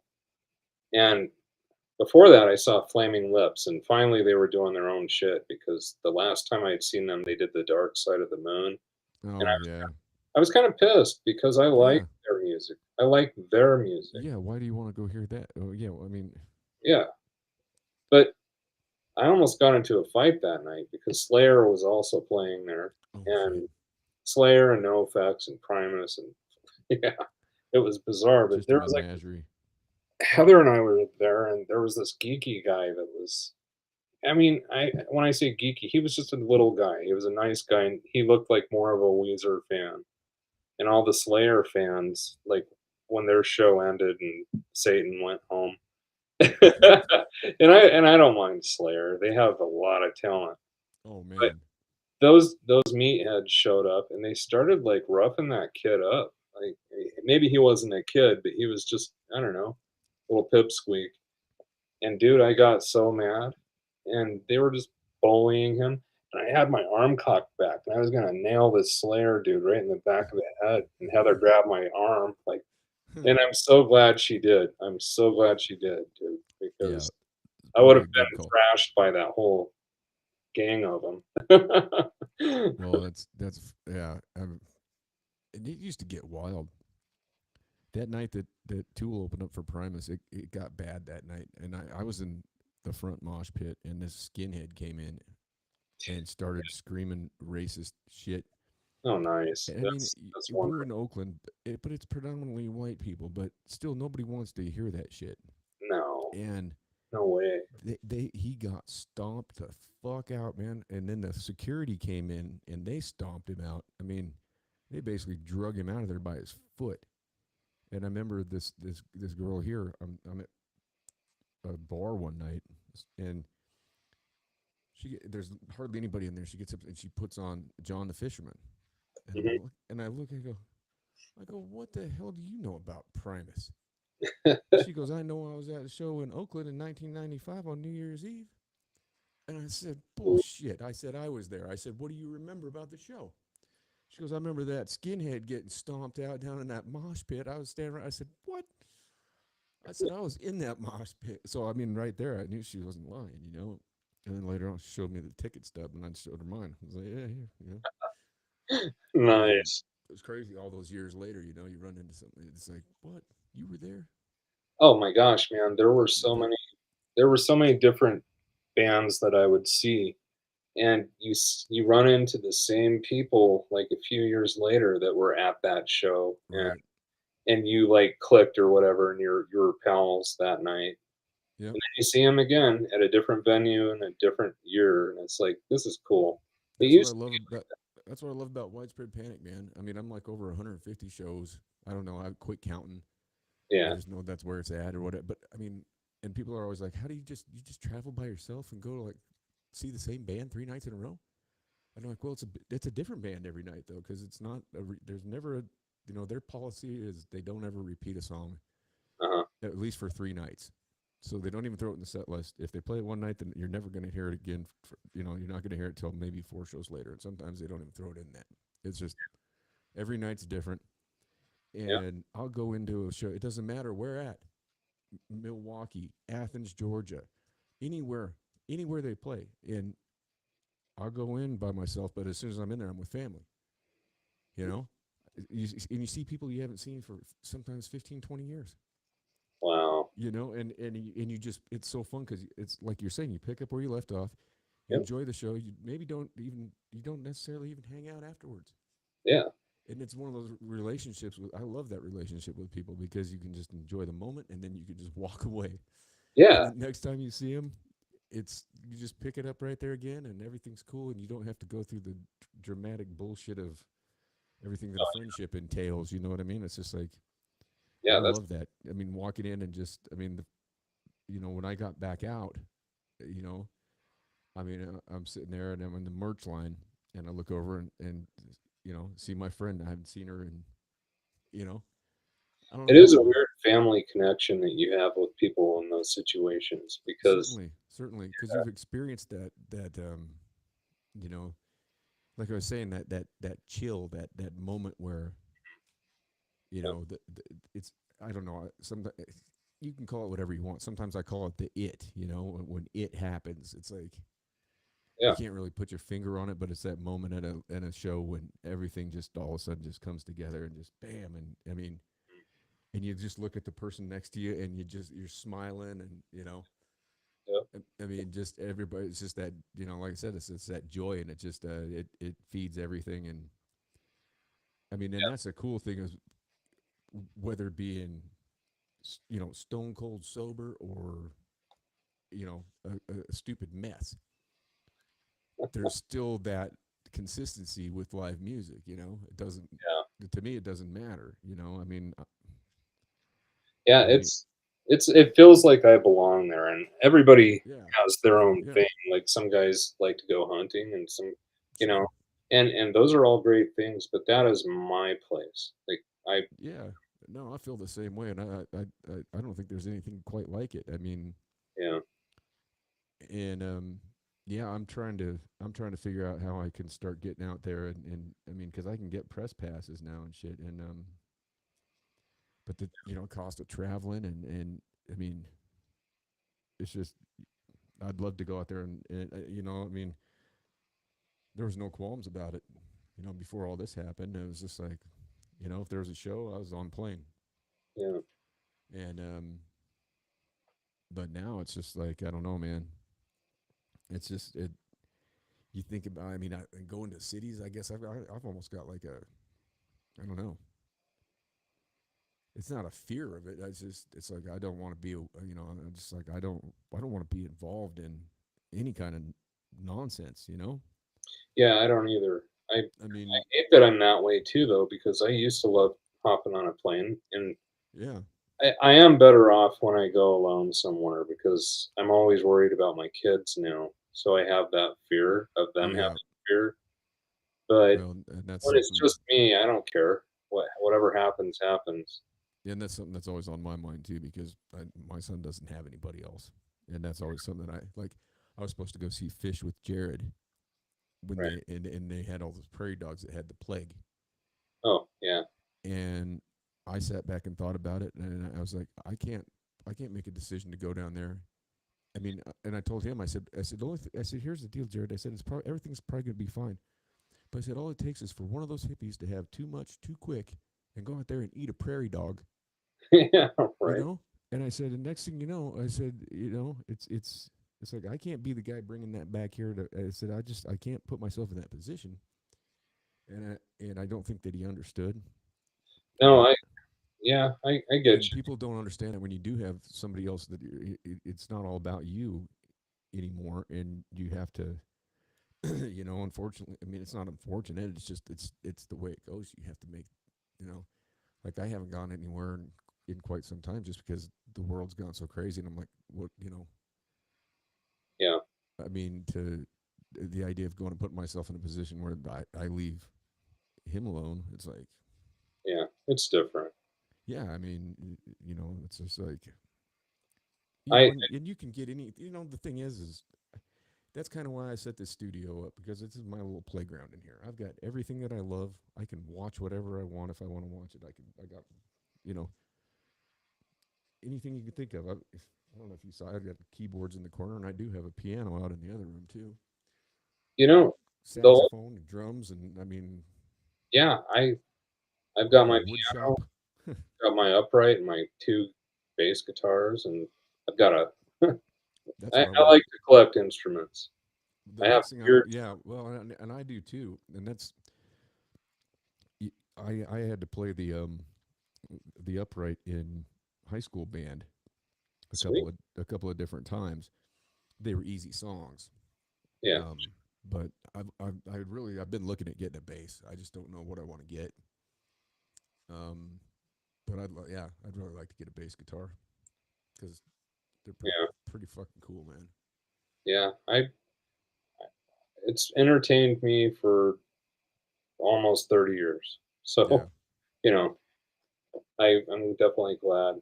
As far as like getting out there, I kind of feel the same way. Like it's like everything has changed, and it's never going like you were saying, and it's never going yeah. to be the same again. No, there's no way it's not gonna ever get brought back. I mean, it's, and that's fine. I mean, life is change. I mean, we all have to change, but I mean, Yeah. it's it. I would like to see it happen for the better, and that's where I'm at right now. Is I'm not seeing anything that has happened for the better. Right. In and I mean, ultimately, I guess maybe that falls on our head, but it seems like it's being manipulated. That it's I think we should storm the cities, though, man. I think we should do the opposite of how we feel. And That's we have to yeah, be more. We have to be careful. But right.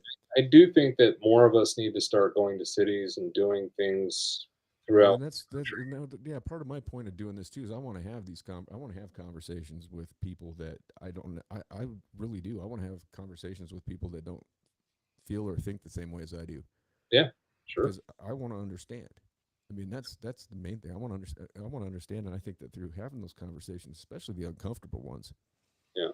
I mean, I was listening to this lady the other day because I've been doing a lot of testing to do a lot of freelance work, freelance writing, Mhm. and what she was saying was that I was asking about taking on jobs and what happens if you take on one that's say you're doing like because some of it is doing like transcription or doing like captioning for TV shows and shit like that. Yeah. And I said, well, what if you get a bad like you know a bad gig, bad audio, something that's then she's like, well, you should take on things that make you feel uncomfortable. Yeah. Yep. And I was like, fair enough. Yeah, you're right. You know, Yep. I mean, and I mean, that's true. And I think that's why we're in such a problem. We're in the place we're at right now in this country because we've all become so complacent. We got comfortable, Oh man. and Yeah. we allowed these things to go on behind our. Just people decided to detach from what was important. Mhm. Instead of viewing our rights and our freedoms Mhm. and just each other as individuals and people. We got sucked into this weird vortex where you know we just became withdrawn, Yeah. and I mean, if you and that's the thing that drives me nuts about these people that they want to put the I voted pin or sticker on, and it's like, dude, you didn't even you don't even know what you voted for, Mhm. and you don't even understand that it doesn't even matter. You're gonna get this the same old garbage. Well, where your freedom starts, someone else's ends. You This know. is true. Yeah. I Yeah, I think that things are going to get better, but I think that we're in a really ugly time. it's gonna take some time. It's going to take a lot of time. It's gonna cause a lot of pain. It's gonna cause. I mean, especially if you get into the scenarios this summer where in some of these states. I mean, already in Texas and my buddy was down in Vegas and he said it was like 110 degrees. I mean, there's big time drought coming, which is hard to believe being up here where there's just water standing in lakes that weren't here 3 days ago. Yeah. Everything just turned green like that. I mean, I was out there today taking photos and I was just like, holy cow! Like you just look around at every mountain is just green. I mean, when you were here, it's still pretty brown and dry. I mean, that wasn't that long ago. Well, and I remember when I came in 2019 and I got to, I think Thermopolis, and all the way from Thermopolis until Cody, it was surprising how green the desert was. Yeah, I was blown away. I was like, "What? Is this yeah, Ireland? This yeah. isn't No, Ireland." it's great. Yeah, I started working for a company in 2007, I think, and we were working in Thermopolis. And that year it rained, just like this year. It just rained and rained, and we'd drive down there every day. And I mean, I saw water, creeks. I mean, Yeah, there were stock ponds out there that I'd never in my entire life seen water in. And the whole landscape was just, I mean, it was just green. It was beautiful. And yeah. like I said, then when it gets hot and it all dies, then that's just extra, you know, extra Extra tinder for the brown. fires. Yeah, and that's what happens in California every fall. My sister lives in San Well, Diego area. yeah, that and the erosion, the Yeah, stuff burns, and then they get hit with yeah, the rare rain, yeah. and everything's That's when you get the landslide. You get it's like the perfect storm. It used to be San Diego and well, LA down through San Diego, where it was always like, okay, this is going to be a bad burn season. But now it's like spreading north. And Yeah, and when you feel those Santa Ana winds start rolling, I, I mean, I just remember that you'd be out in the prison yard, and all of a sudden one day you'd feel that hot wind coming from the east, and you'd be like, "Uh oh." dude, the wind in Colorado, I've never seen anything like it is this year. This year's been crazy here too. It's been nuts. Last night it was just howling. Yeah, I and mean, and when a Cody person says that, then that means something. this has been the windiest year on record, I think, that I can think of. I mean, it's been absolutely horrible, and everybody here will tell you the same thing. It's been bad. and for it to be like that here, I I mean, we're used to it. whether someone believes in a higher power or whatever they believe in, you know, doesn't really matter. But I think that we're definitely in a place where the earth is sick and it's sick of us. Well, And I'm that yeah, not saying pollution or anything like that. I think that sometimes negativity comes out. I would agree, brother. Yeah. I think that there's a lot of stuff I've read said that the vibration, that it said there was a vibration, you know, back in like the age of enlightenment, and there's people that say that the vibration has changed, like the hertz. Hmm. And I'd have to look it up. I mean, I was reading something about it the other day, just saying that we've gone from being on like a. I'm not going to cite the numbers because I'd get it wrong, but people are making an argument that like the vibration has changed with Hmm. people, and that's what's causing, you know, the uptick in disease and cancer. I mean, because that was never a thing. I mean, sure, once in a while somebody would, but I mean, we're eating poisonous food. People weren't treating their cancer for 2 years, you know, You know, because hospitals were like a VIP section for. well, and then we're yeah, and we're just everything we eat is poison. I mean, anything that's got you know corn, wheat in it, it's all GMO. It's all full of Roundup. Yeah. You know, and I mean, people I, don't understand what they're the stuff that I mean, drinking soda pop and everything is you know everything that's processed and you're also with most of the meat, it's all I mean, you know the difference between I mean, like when I would buy a calf, you know, and I did that for a number of years. I mean, it was a happy. It was a happy. It was out there with its little friends, just a couple little friends, eating grass every day. uh-huh. You know, and they didn't know anything. You'd talk to them and everything, and they were just happy as hell. You know, and then when it was time to go to the processor, you know, you'd walk out there, and it was just a, you know, they'd Yeah. come right up to you, and it'd just be a quick shot to the head, and that you know, there's a big difference between eating an animal that is killed in that fashion that you have a connection with, as opposed to an animal that gets unloaded off one of those big, huge semi trailers and Yeah. put into the turnstiles, and they know what's coming. I mean, Just and they're stressed, and so that stress. I mean, when you're, you know, and I mean, that's stress in a and like when we go out salmon fishing, you know, out in the ocean. Me and my buddy Chris. I mean, as soon as you catch a salmon, I mean, you pinch the gill and bleed it out. You don't want to leave all that inside of it, yeah. and and then you look at. I was watching a thing tonight. There's E. coli and all this lettuce and vegetables and stuff. How in the hell? That's fecal matter. Yeah.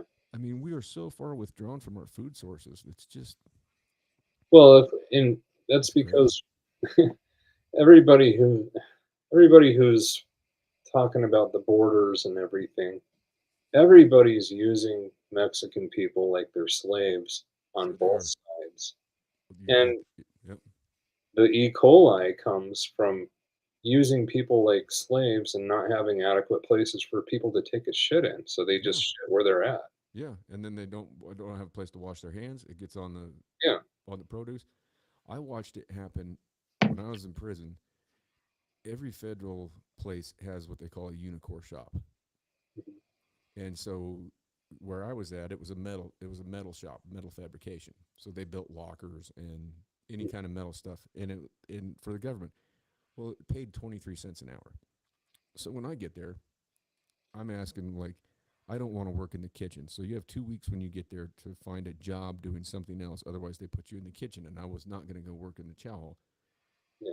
And so I asked the guys, you know, what to do, and they're like, go down and talk to Unicore. So I go down, and the CEO tells me, yeah, you can you can put your application in, but you're a year out before you know you're going to get on. The waiting list is that long. Those were coveted jobs because eventually you could get up to making $1 an hour. But so I'm like, okay, and then there would be these, you know, you call it the chain, which is the bus that comes in. You have a bus come in, and you'd have a bunch of paisas, which are you know Mexican-born Mexicans, Right. and those guys would get right in that Unicore shop just as soon as they get on the yard, and and they had pay grade increases based on your time. So, like after 5 months, from 23 cents, they'd bump you up a pay grade. Yeah. Well, as soon as that would happen with these guys, they would ship them to the next place, and they'd bring in a whole new bus. And they were running these guys from joint to joint Mhm. and putting them in these unicorn shops. And once they got up to over the 23 cents an hour, boom, they're on a bus going to the next place. And I mean, I watched it go on, and it took a while for it to click, because I'm kind of stupid sometimes, and I was like, wait a minute, this is slave labor. I mean, they're taking the contracts from private business that could be. I mean, how are you going to compete as a private business owner, at, with somebody that's paying their labor 23 cents an hour, and it's coming on the taxpayer's dime? Yeah. Which is why we use China still. You know. Yeah, well, and that's starting to change too. Yeah. Yeah. Well, hey man, Yeah. I think I gotta go see a man about a mule. I gotta go to bed and take a kid Yeah. to a dental appointment in the morning. Oh, jeez, that sounds like fun. All right, brother. Yeah. Well, hey, man, great talking to you, Yeah. You too, and man. let's do it again soon. Let's do it, We'll man. figure out the camera thing next time. Sounds good. All right, brother. All right, man. All right. Love you, bro. You too. Bye. Later, man. All right. That was Josh Robertson from Firestone, Colorado. Good old friend, good guy. We've known each other for quite some time, so it was good talking to him. Hopefully, you guys enjoyed it. And with that, I'm out of here. Be good or be good at it, and all things be kind, and do no harm. All right, take care of each other.